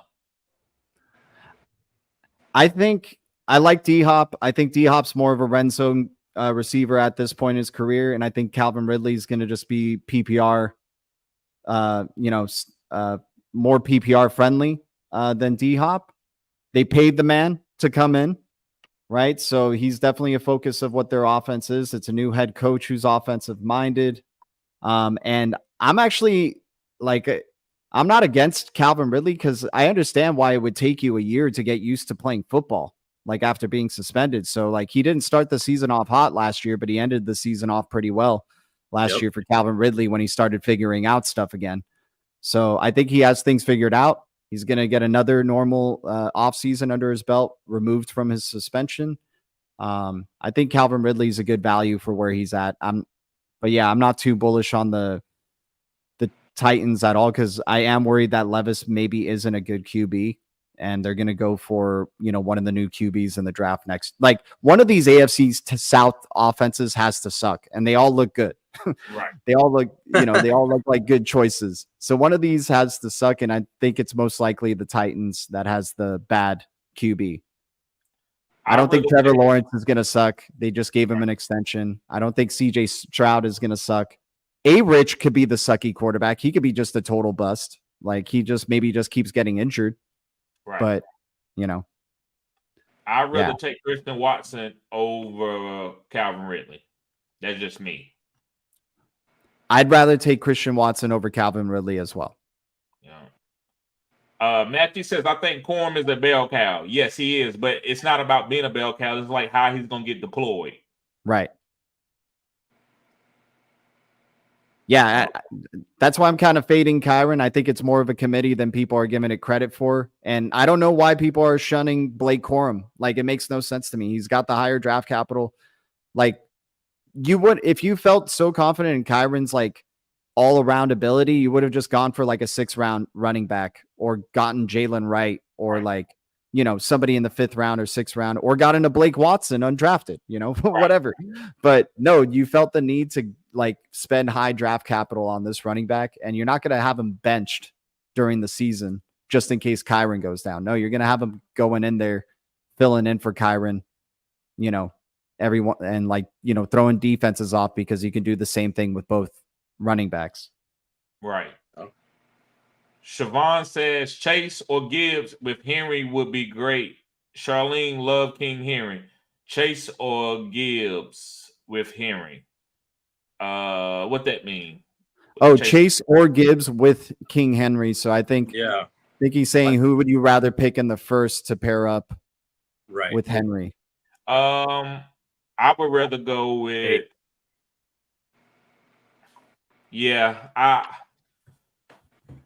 I would go Chase. I'd rather go with Chase. I'd rather go. Listen, I'm not going to say I'm fading Chase, but I'm not taking a lot of Chase this year, and I don't have a reason for you. I'm just saying, I just think I'd rather have Amon-Ra and guys like that over Chase. It's not that Chase is a bad player. It's just too many other good players that I'd rather have that's safer than Chase. For sure. Absolutely. I wouldn't take Chase over Amon-Ra either, but I would take him over Gibbs. Yes, I would. And then to pair with Henry with the like massive touchdown upside, that's a nice start. It is. Matthew says Trey Benson or Corum. Okay. I probably go with, that's a good tomato. I'll probably go with Trey Benson. Yeah. He's with the running quarterback. So he's gonna, and he has amazing dude. So many teams are gonna be scared of MHJ and Kyler. They're not gonna ever be thinking about Benson. Right. Ever. And also baby Kelsey. Yeah. Oh yeah. Let's not forget amazing McBride. Right. Siobhan says, does Corum catch balls? Pause. Yes, he does. Yes, he does. Yes, he does, dude. Big old pause.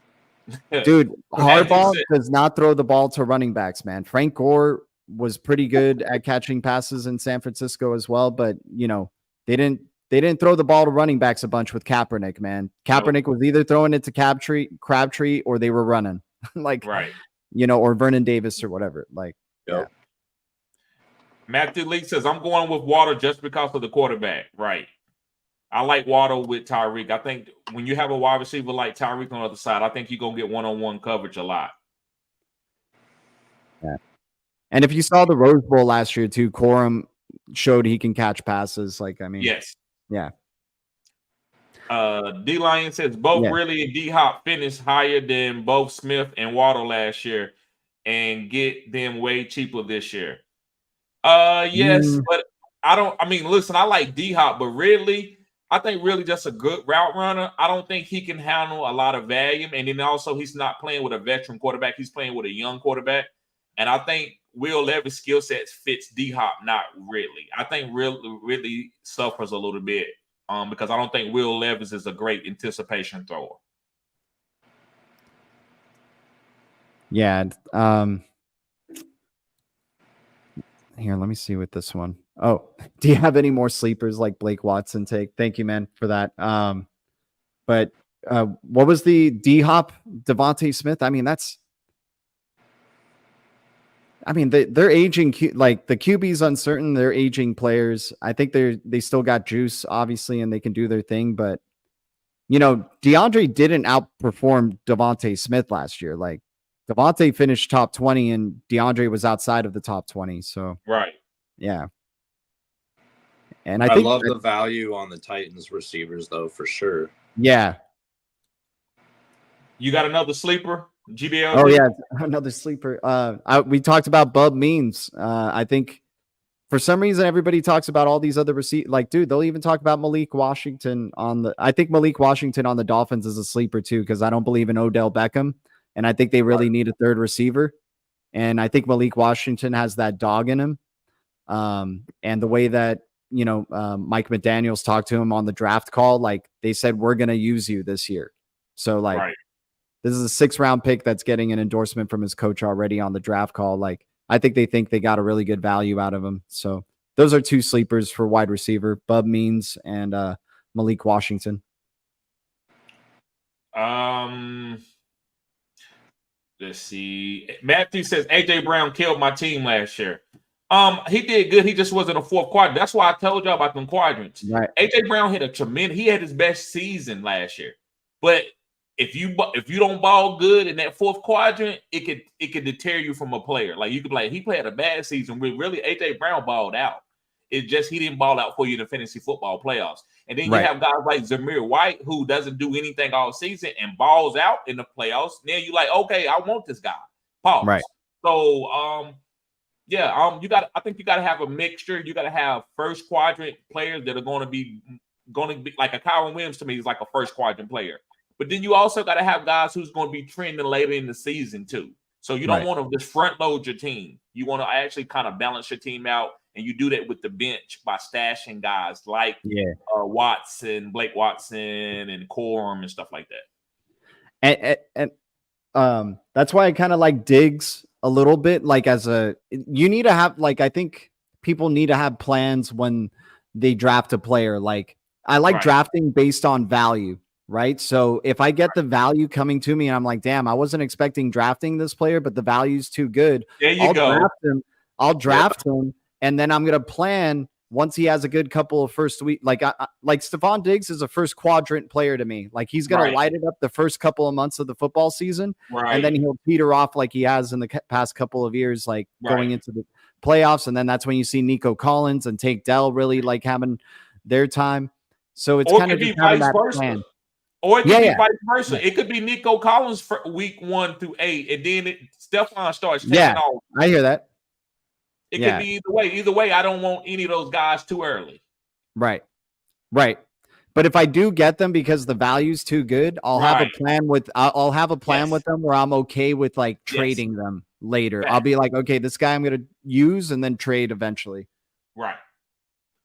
Siobhan says, I like Zach Moss. Oh, yeah, he's going to get the goal line touches. But I don't know if this team is going to be playing from behind. I don't think this team is that good. Right. I think this team is going to be playing from behind. So it's going to be Chase Brown to me. Yeah, I hear that. That's another good argument for it because their defense is kind of weak. So yeah. Siobhan says if Burrow is still sore, he's going to do check downs to Moss, and Burrows will appreciate him having his back. Yeah. I mean, it could be a headache. That could just be a running back backfield for redraft. Like they're more like a better best ball pick. Like you get Moss and Chase Brown and you cover your bases. But in redraft, they could be a headache, man. It could be like Moss getting the touchdown 1 week and then Chase Brown getting a long run the next week. And, it could be a headache owning either of those backs in redraft. Right. D Lion says Jaden Daniels 101. He took a 101 in the league. Hey, I don't know who we didn't think CJ Stroud was the 101, but he actually should have been the 101. So I low-key hope just for fantasy that the Patriots got the CJ Stroud this year, because like that would be nice for like the Patriots to have like a usable fantasy team that I could draft players off of. Like Demario Douglas, I like Demario Douglas as a late pick this year, but I'm kind of worried with him too because, like, I mean, Mac Jones was just so bad last year that anything's an upgrade. So, like, if Demario was able to perform with Mac Jones, I think he could perform with Brissett and May. I agree. They ruined Matt Jones. Maybe they Totally. didn't, but I'm gonna assume they did. That's because the way he played as a rookie and how he regressed. Yep. Dude, big time. TD, I got a story. I think history could repeat with the Jacksonville Jaguars. Trevor Lawrence gets injured, and Mac Jones becomes the Nick Foles. The Nick Foles. Oh, Let me knock on Of Doug wood. Peterson. Let me Don't because that say sounds that. like it can happen. Let me knock on wood. I Don't know, say dude. that. Yeah. And then he ends up taking them to the playoffs or something, No man. one, Oh, dude. no, No, please. No, the NFL doesn't want that story. do that. And That's so bad. Did I want to the see Return of Eagles the Mac. pay Carson Wentz? Did they pay him big money? Oh, so they paid him so Trevor Lawrence just got paid. Mac Jones comes in and takes him to the Super Bowl. Let's go. That's how the NFL Oh. works. Not for long. Matthew Lee says Tua/Neighbors trade versus Caleb and Worthy. So what do you think they're saying here? What is he saying here? He want Tua Neighbors for Caleb and Worthy? I'd rather keep Tua and Neighbors. Yeah, me too. If that's the Okay, way if I have to pick between the two, I would go Tua and Neighbors as well. Yeah. Yeah. But if you're saying which trade is better, yeah, I would say the Tua and Neighbors trade. But if you're trading Tua and Neighbors for Caleb and Worthy and which side is better on that, then yeah, Tua and Neighbors, I still think. Yeah.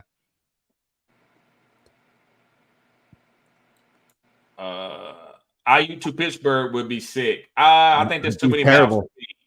It'd be terrible. Too many mouths to feed. Ayuk to Pittsburgh would only be sick for the play action, but I would they're not a passing team. I want Ayuk to go to a pass heavy team. Me too. I don't want him to go to another 49ers. No. That's Ed why I Tracy- say days. Go ahead, Rambi. If they can find a way to pay him and keep him there, like, why would you want to leave the Niners? Right. I don't think they're gonna pay him. I don't either. Yeah. I think they're gonna use him this year, but I don't think they're gonna pay him a big contract. Yeah. Ed Texas, what's going on, fam? Love the late night show. Yes, sir. I don't think there's any other fantasy football shows is like doing a late night show. Yeah. Mm-mm.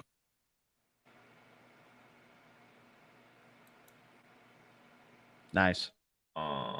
Disagree with Matthew Lee says, I disagree. Adam Thielen and Bryce Young connection was legit, right? But they bought in Deontay Johnson for a reason. Yeah. And dude, Deontay Johnson is a targets maestro. This guy knows how to earn targets. He did it. He out-earned targets from George Pickens for 2 years, right? I think he can out-earn targets, and he's in his prime. So I think he could definitely out-earn targets from Thielen. Yeah. Right. D Lion says, I got Kyler, Jaden Daniels, and Fields on my team. Also got golf for you, TD. Yeah, he's trying to overcharge me for golf. I want golf on this team. He's in one of my listener leagues. Matthew says McBride would be a top 3 tight end. I have Laporta, McBride, and Kincaid in my top 3 this year. Yes, I love those top 3 right there. Those are good top 3 guys. Yep. I think Travis Kelce is taking the youth juice that Taylor Swift and her elite cronies are taking, and I think we're going to get no pause. What's it? I said no pause. Yeah, there He's we go. taking the elite juice. Yes, he is. Yeah. I think he's going to take that youth juice, and we're going to see. I think we're going to see him in the end zone a lot this year. I don't think he's going to be a PPR monster like he was before, but I think we get 10 plus touchdowns from Travis Kelce this year, and he's going to be in the end zone a lot more.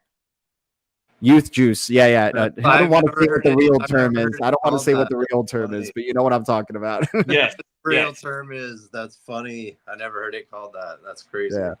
Yeah, That coincides with the Disney talk we were talking about earlier. Right. And I notice when major athletes get with these celebrity women, they all of a sudden elongate their career a little bit more. Like Tom Brady, when he got with Giselle Bündchen, she's a witch. All of a sudden, and he even said she's a witch, right? He even said it himself. So like, he had that youth juice for a really long time. His Kelsey girlfriend, she's a witch too. Yeah, that exactly, man. So I think Taylor Swift, and they want to make sure that all the Swifties are going to be happy. So they're going to have like the game scripts all set up for perfect red zone opportunities for Travis Kelce every time. They get down the field with Rashee Rice, with Worthy, with Hollywood Brown, and then they top it off with Kelce getting touchdowns. Bro, change the topic real quick here. Yeah. Did you hear the Chiefs signed a deal with I want to say the Hallmark Channel to make a Christmas movie? What the fuck you think that movie's gonna be about? T Swift and Travis Kelce Christmas movie, dude. Come on. Yeah. Right. Bro. That's gonna be insane. I ain't mad at nobody. Yeah. He needs to have another good season so his acting career could go off too, Right. Yeah. I expect her to get pregnant soon. Yeah, there you go. I thought he was gonna propose to her after the Super Bowl. Oh, that would have been interesting right there. Yeah, that would have made a few $1 million off that. That'll happen on this three-peat. When they three-peat, he'll do it on the third one. I hope not, guys, but the Chiefs are just so damn good, and they got that that Patriots dynasty energy where it's like just things are working out for them. Like they're able to just pick up players and make them succeed. I can't like that rugby dude they just picked up, Luis Reese Zammit. I won't be surprised if he has a kick return for a touchdown or like a little sweep pass from Mahomes for a touchdown. Like they make him work somehow. For sure. Andy Reid. Yeah, exactly. Andy Reid, dude. He's got that magic touch right now. He's like hitting that Bill Belichickian point in his career right there. Right. D Lion says Tajay. I love Tajay Spears this year. I'm drafting a lot of Tajay Spears. Yes. Tajay's got way more juice than Pollard at this point. Right. And I don't believe in the knee issues with Tajay. Tajay looks just fine to me, dude. Right, bro. Most of it is pushing through his. Why can't Tajay do it? Yeah. Yep. Fact. Zach says tomato, Breach or CD. I'm going with Breach. Oh. Is that a tomato? Like, who's Breach? I might be not getting the nickname here. I call Breece Hall, man. I call him Breach. Oh, okay. I was thinking Breece Hall, but I was like, tomato. I usually think like wide receiver or something. But I love that. Breach. I love that, TD. You said CD over Breach? No, I said Breach over CD.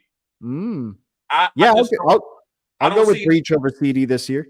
Yeah, and the reason why, man, it's just CD or bust. Who's the other wide receiver? Yeah. Yeah.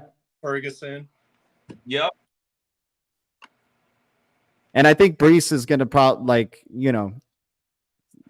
he might have his like that great year this year. That might be like this year might be his 2,000-yard season, or I like taking chances on a running back that can give me a 2,000-yard season, and they have a lot to prove still. Oh yeah. Right. Siobhan says Detroit going to be fired. I agree. That team that they got a chance to win the Super Bowl. They just got to get better with the secondary. Charlene says there are two kinds of football. First month of good weather, the last 2 months is bad weather, except for the indoor games. Right. You can break it down any way you want to. You can talk about quadrants. Yeah. Siobhan I mean, I used to look at like the last 3 games of the season for every team and try to see which one plays in the most dome games. Like I want to get like 3 consecutive weeks of dome games, but I realized, dude, I just changed my players so much during season, man. I play the waiver wire game so hard during the season that I don't end up with the same team that I drafted. Right. Yeah. Siobhan says hearing interesting things about really that his ADP will rise during the preseason and continue to rise. What opinions on this interest to hear what people think about him and his 2024 current status? Fade. Yeah. I'm down to fade. I I do like if range of outcomes, right? Like he could surpass his ADP if Will Levis does step up to the plate. It's just not feeling likely that he will. And so I'd be down to fade Ridley as well. Matthew says Caleb Williams a worthy trade for Tua and Neighbors. Okay, so Caleb Williams and worthy trade for Tua. Yeah, I'm going to get Tua and Neighbors. Yeah. Yep. I mean, yeah, you get a whole career out of Caleb Williams. You got his rookie contract. Tua, we don't know if he's going to be alive or dead next year, like depending on if he's hit or anything. But Neighbors, I think you're trading Caleb and Worthy for Neighbors basically, and I'd still right. And Tua is going to be a cherry on top. Pause. Right. Matthew says I paired Henry and Barkley this year. It should be interesting. I like that. Yeah, that is interesting. I wonder what Siobhan was laughing at. Harambe's really good about this, coming up to these comments and knowing what they was laughing at or talking about. What do you think she was laughing at? We were talking about Ridley. I said Ridley is a good wide receiver 3 with upside. And then she laughed at that and she said, that's what I was thinking, wide receiver 3 status. So I think she's just laughing because we were thinking the same. Oh, okay. Yeah, I think if Ridley falls to you and he's like a round past his ADP or 2 rounds past his ADP or something, then like, yeah, I'm happy to snag him as my wide receiver 3 or 4. I'd prefer 4. Exactly. Dude, if you could get him as a wide receiver 4 and he like balls out, like you'll probably go to your title game. Yeah. Matthew says my year 2 breakout is Jackson Smith. I agree. Ooh. I think he need an injury, but I think he's going to lead this team in targets. Yeah. I believe in JSN, man. I think he's good. I think he's Walmart St. Brown. Right. Yeah. Walmart Almond Raw. Hey man, he's bruh, that's a doppelganger. I think their game is almost identical. Yeah. Yeah. Pretty much. Like they don't seem to use JSN as a deep threat or a boom threat yet. Right. They're starting to do that with Almond Raw a little bit, but like they don't go like super deep with Almond Raw pause. But like they're expanding his route tree, so I want to see that happen for JSN. Right. I only worry that they have a defensive minded head coach and they have an average QB, so they may be running the ball more this year. But The Lions. But JSN's talent, I like his talent, man. I think he could be a PPR monster, even if he's not getting touchdowns. He can be a PPR guy. Seahawks are going to throw a lot this year. Yeah, because they're going to come from behind, right? Well, also the OC they brought in was a guy from Washington. He threw 61.1% of the Yes, let's go. Okay, that's one thing I missed out was who's their OC. So yeah, that's why they brought Sam Howell over. Got it. Yeah. Yes, exactly. Oh man, you get Sam Howell in there for the Seahawks mid-season and they got nothing to play for, dude. Oh yeah, JSN showtime, big time. I think Geno fixed Jackson Smith and Jigba even better though. Yeah. I agree. I think Sam Howell's going to help DK. Okay. I got you. 3 wide receiver sets, man, and Tyler Lockett also. Like I think Sam Howell got a good arm. I think he's a good deep thrower. I don't think he's that accurate.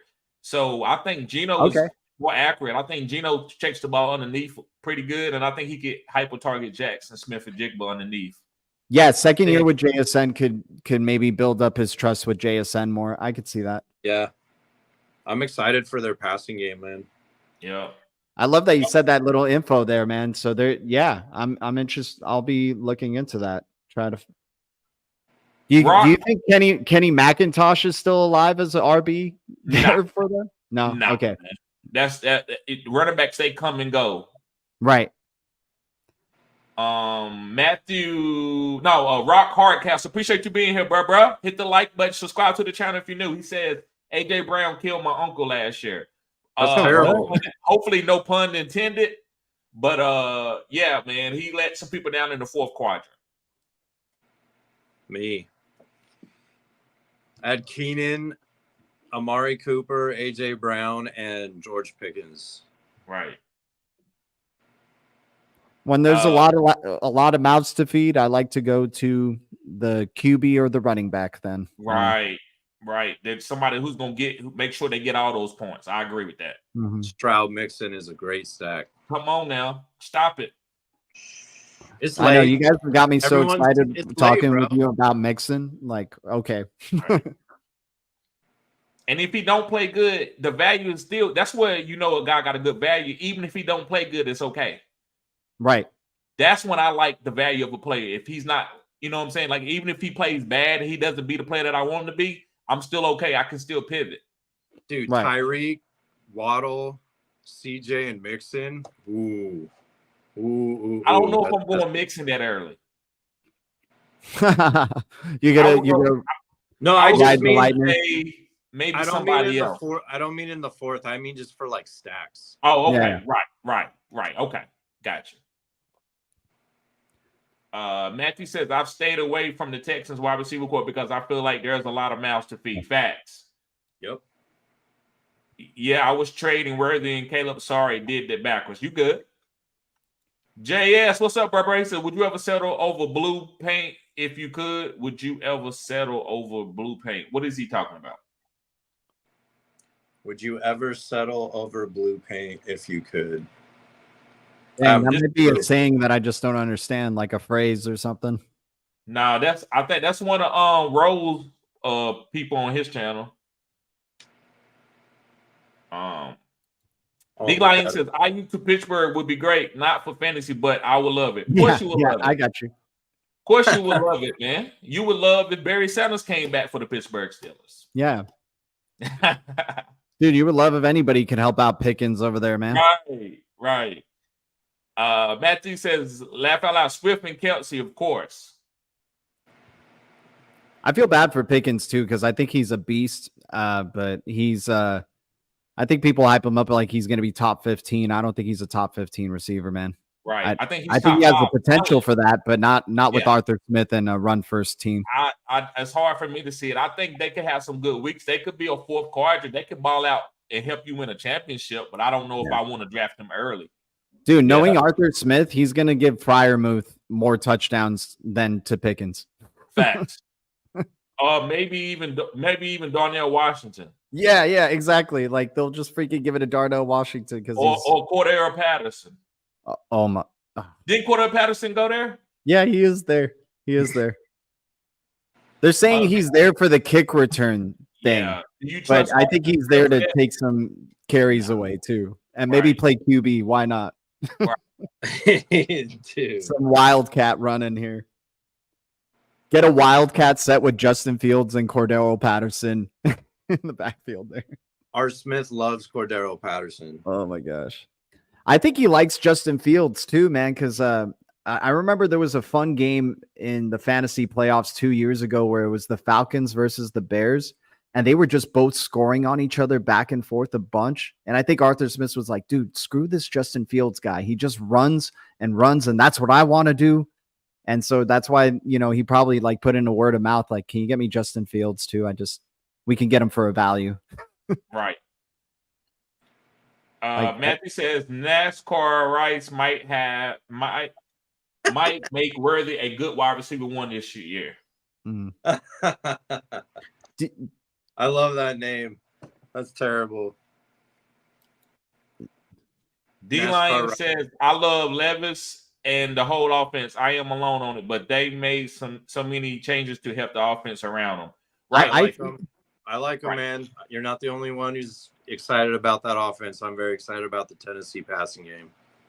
I hear you, man. Yeah, I mean, Levis has got a big arm. I just hope he's accurate. I hope he's accurate with it. Their defense does suck. So they can be this year's Sam Howell and Washington Commanders. There you go. Yeah. I think that's a good comparison for the Titans this year's. If you liked what the Commanders did last year for your fantasy, then I think you'll like what the Titans do for you. Right. Charlene says, your thoughts on Joshua Palmer? I think just another guy, and he might have a couple boom weeks. Yeah. Agreed. Matthew says, looks like I gotta wait until year 2 to see my JJ McCarthy stocks pay dividends. Man, I don't know, man. I don't know what type of quarterback he's going to be, man. I think he could win. He could be a backup, but maybe I'm being disingenuous because he didn't throw a lot in Michigan. But I'm not excited about it. I'm not saying he sucked, but I don't see him going out and throwing for 300 yards a game in the pros. Yeah, man. This is so tough. Like that. I feel like McConnell, or what's his name? McConnell, right? Yeah. O'Connell. Kevin O'Connell. He's in the highest pass rate every year. So they're going to throw more than 30 times a game with JJ, and JJ's accurate. Yes. He's fast. He threw the second hardest ball at the combine. Like there is good stuff that goes for him. And like I've done research into like, just looking into interviews with the guy to see how he carries himself and stuff. And I'm like, dude, this guy meditates before every single game under the goalpost of the field goal goalpost. I'm like, how football is that? Like, how much of a freaking ninja warrior is this dude where he's like sitting like, to me, that's seeing him in a Vikings outfit, just like going, how am I going to destroy this team today? Like meditating on how he's going to like pick them apart. Sounds like he's been hanging out with Aaron Rodgers too much. Yeah. No, hey, that's a great comparison. He might be doing some ayahuasca in the future. I could see that. Yeah. But he seems like he's a hardworking dude. So I think they're going to try to like, I see Jared Goff. Like if you like Jared Goff, I see JJ McCarthy being Jared Goff. Like, well, who was his coach in college? And he could run a little bit. Jim Harbaugh. Right. He's locked in up here. Yeah. That could pay dividends maybe with like lack of, talent in some other areas that a QB would need, right? Yeah. Right. But I guess for fantasy, can he hyper target a one wide receiver? That's the thing. And Kirk Cousins. I think he can, but like what I'm worried about is Jefferson is he could be a boom guy, but like are they going to use him like, a slot guy or an intermediate guy, which I think would serve JJ's strengths a little bit better. Right. That's what I'm worried about. Yeah. I think they signed. It was a smart thing to sign Justin Jefferson for the long term, but I think they're already planning for this JJ McCarthy era, and they're like, okay, we're probably not going to re-sign Justin Jefferson after this contract, but at least we'll like have him set with a good foundation of like how the offense should be run when we do have a number one wide receiver. Like, I think they ultimately want to probably plan this around JJ, like the way the Packers plan it around Jordan Love. Like, just give him a bunch of weapons all around him that he can just quick death by 1,000 cuts, work the way down the field, use your high completion percentage to get you down to the field, and then, punch it in. Yeah. Charlene but says he was hyper targeting Roman Wilson in college, so like I could see him. Certain game for sure. Right. Charlene says, thanks, guys. Have a good morning, fellas. Yes. Appreciate you. D-Line says Patterson or Fields return the kicks, man. If they put Fields out there, dirty. Yeah, I'm going. They need to be sued. That's disrespectful. It is. The only thing I could see of why they're doing that is because maybe they're seeing something in this kick return setup where they can do like a backwards hurdle, like a backwards pass, like type of thing across the field, and you need like an accurate passer to do that. But that's still stupid. I don't like it. Stupid. Like Justin Fields is too talented. As a quarterback, you have to pay me $30-40 million a year to go out and do something like that. Other than that, I'm not. Well, dude, you can find a player who could do that for you, who's good at throwing a pass. Right. Like, But if I'm gonna get disrespected like that, you got to pay me $30-40 million. It's not smart also because Fields is a lot younger than Russell Wilson, and who's the backup? It's Fields, right? So you don't want to get him hurt on a kickoff. Hell no. That's not smart. That is not smart. Bro, Fields might not be in the league the way they talk. I don't agree with this. The way they talking, like he might not even be in the league. I know. They're like blackballing him or something. Pause. Yeah. But he's very talented. I don't like it. Like, I don't know. Weird. Dude, he was so good at Ohio State. And he like when you look at that Ohio State tape, you're like, dude, this guy could read defenses. Like I see him going to his second and third reads and like on the Bears. Like they won games and they put up points on the Bears. He just needed like better pieces around him, better O-line maybe, and some better coaching. Yeah.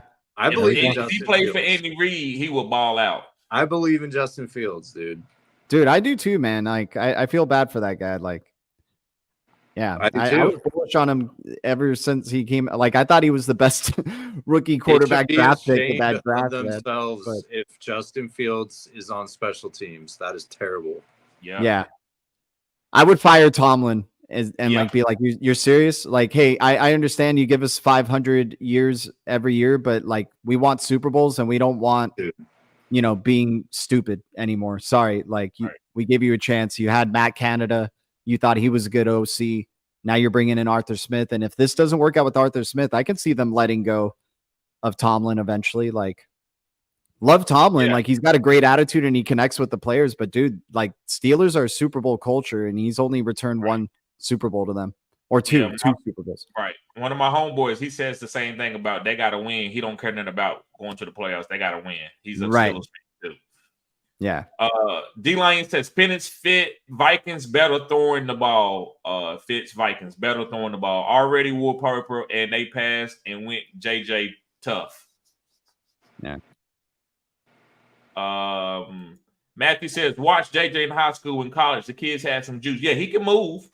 I know he's athletic. No, yeah, I like JJ coming out as a QB. But we'll just see how they develop him. Like, he is risky, like, no doubt. I think Penix would be fun for the Vikings just because, like, you saw what he was able to do with Washington. But he is injury prone, dude. The guy just like he's got a kind of thin, like, people make fun of Jaden Daniels' thin frame, but Michael Penix is kind of thin too. So right. Yeah. He is.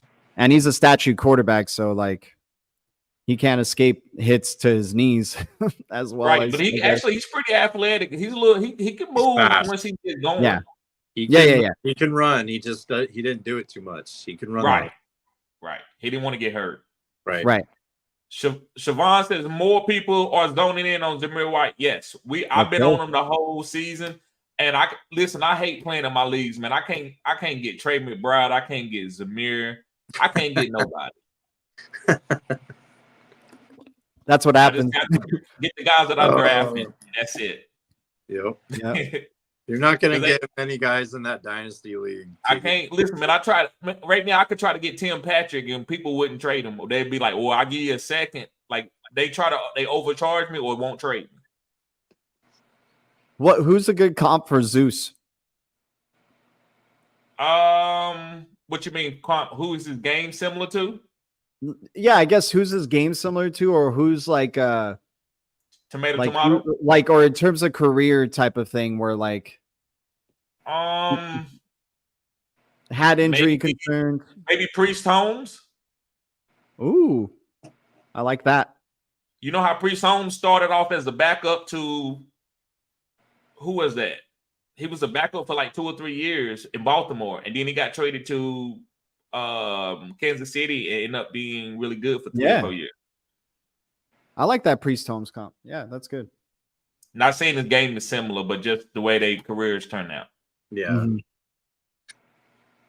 Mm-hmm. Matthew said, "You think Quentin Johnson will live up to his draft capital year 2 under better coaching and being a wide receiver 1?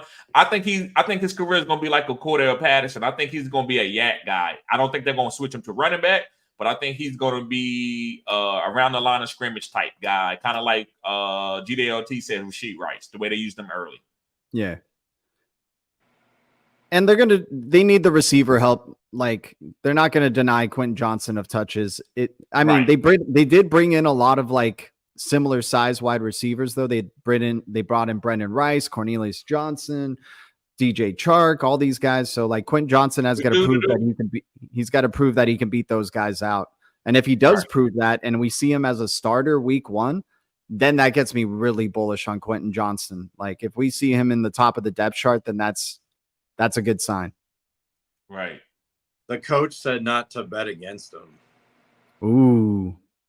Harbaugh said it wouldn't be smart to bet against Quentin Johnson. Let's go. Yep. You remember he also came in and told Alex Smith he was the best quarterback in the game, and he changed Alex Smith's career. Right. Let me see you got to love the belief that he has in his players, man. There you go. That's all I'm saying. It's contagious, man. Sometimes that's all you need is somebody just to believe in you. That's all you need. Right. Yeah, D-Line, go ahead. No, sorry. I'm gonna check the comp for Quentin Johnson with Cordero Patterson and maybe Crabtree, maybe Anquan Bolden. I don't know. Let me see. No, he's nowhere. Crabtree was a great route runner. Yeah. Had exceptional hands. Yeah. So far, he's just like Kevin White. He is. That's what I was gonna say, man. I was gonna say Kevin White earlier. Kevin White can catch though. Quentin Johnson can play. He just can't catch the ball. No, man, but like I mean, for like the potential bust appeal. Right. Like, I don't know what happened. Kevin didn't even get on the field. I believed in Kevin White. Dude, I remember seeing him take one touchdown in the preseason or something and being like, okay, here we go. Dude, and then he couldn't even get on the field on the record. I'm like, what the hell is going on? Like, people drafted him. People drafted him fairly early, like 5th, 6th round, maybe. That's a massive bust, dude. Honestly, he was around 1 pick. All right, I think I found a decent comp for the John Harbaugh. I think Michael Crabtree is a good comp for Quentin Johnston right there. Ooh. Quentin Johnston is 2 inches higher, but he's just as fast as Michael Crabtree. Just same catch radius. Better burst than Michael Crabtree. Same arm, basically same arm length. Pretty similar weight, and he's 2 inches taller than Michael Crabtree. So there could be some, I mean, I don't want to be too bullish on Quentin Johnson, but after this convo with you guys, I'm like, I got to look into him a little bit more. Maybe he's the thing. He's right. It's good enough because like his ADP, like you're not losing a lot if it doesn't work out. Right. I like that. That's what I like. Yeah. In redraft. Like the payoff could be league winning, but yes. and you lose nothing. You can drop him on the waivers if he sucks, Right. Facts. You essentially have a league-winning flex. Right. Yeah. D-Lane says, haven't won a playoff since 2016. I think he's talking about the Steelers. The Steelers, has it been that long since they won a playoff game? Damn. Sounds right, man. He would know. Siobhan says, also KC is liking wide receiver Nico Rimago. Keep an eye out for the developments. I think they like a lot of people. It's gonna be Marquise Brown, Xavier Worthy, Kadarius Toney, and maybe Nico might get a couple targets here and there. They still got Sky Moore. So I wouldn't look too much into what they're saying right now. They re-signed Mecole Hardman. Yeah. Yeah, see?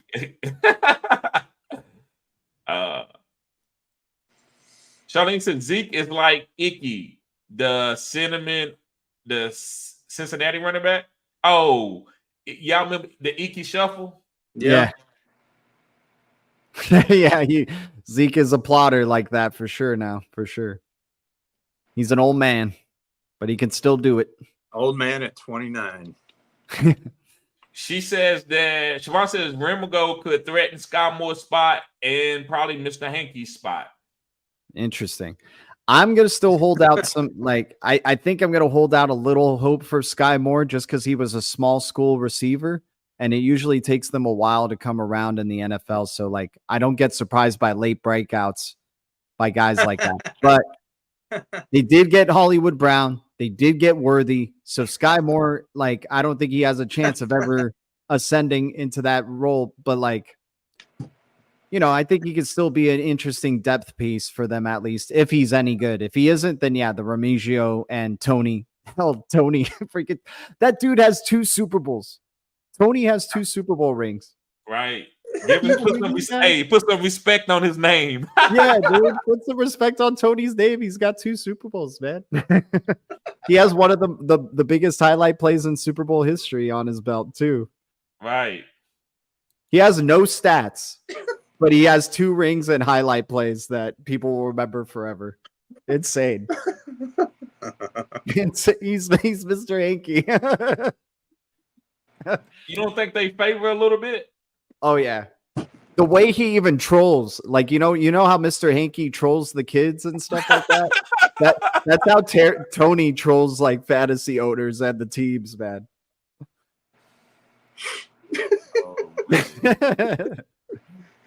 Who's your favorite quarterback? Patrick Mahomes. Yeah, so good. I The love one the who coach. gets me Super Bowl rings. Right. Right. I love the coach this year too. Think Donovan Mitchell could be lightning in the bottle. I do think he's going to be good too. I think he's going to be Yeah. good for a rookie wide receiver and his ADP value. All right, I got a good tomato question there. Who is Okay. more likely to have a Christian Watson-esque rookie season? Adonai Mitchell, Xavier Legette, or Brian Thomas? Brian Thomas. Yeah, Brian Thomas. I think he's gonna kill it, man. Me too. Thomas is going to be the wide receiver 1 by the end of the year. Yeah. He's gonna move up the ranks real quick. Yeah, for sure. All right, guys. Well, listen, it's getting Thank you, late. man. I appreciate y'all coming in, man. GDLT, you got to come up some more sometimes, bro. Yeah. For sure, bro. What's your schedule of streams? Is it just kind of random or something? Because I feel like I always catch you a little bit midstream. I want to jump in on one of your fantasy drafts one day, man. Yeah. So the mock drafts are on Sunday between 6 and 8, Okay. and my lives are usually after 4 o'clock through the weekdays.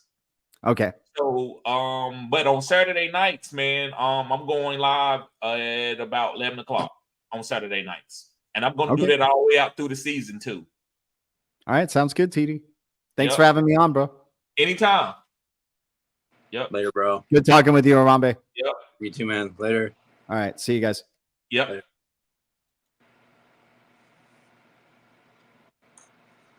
So let me see.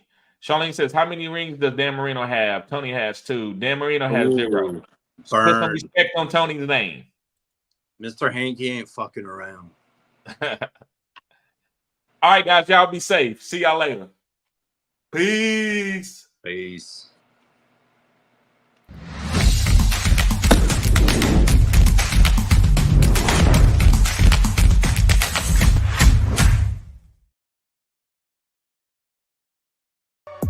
They like country need another one.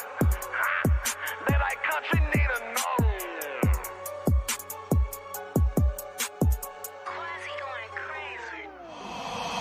Okay, turn me up. They don't want no smoke. I'm in my bag, bitch. I'm rolling up. They say that shit hot, hot, bitch. I'm burning up. So let's talk some business. Ain't no money.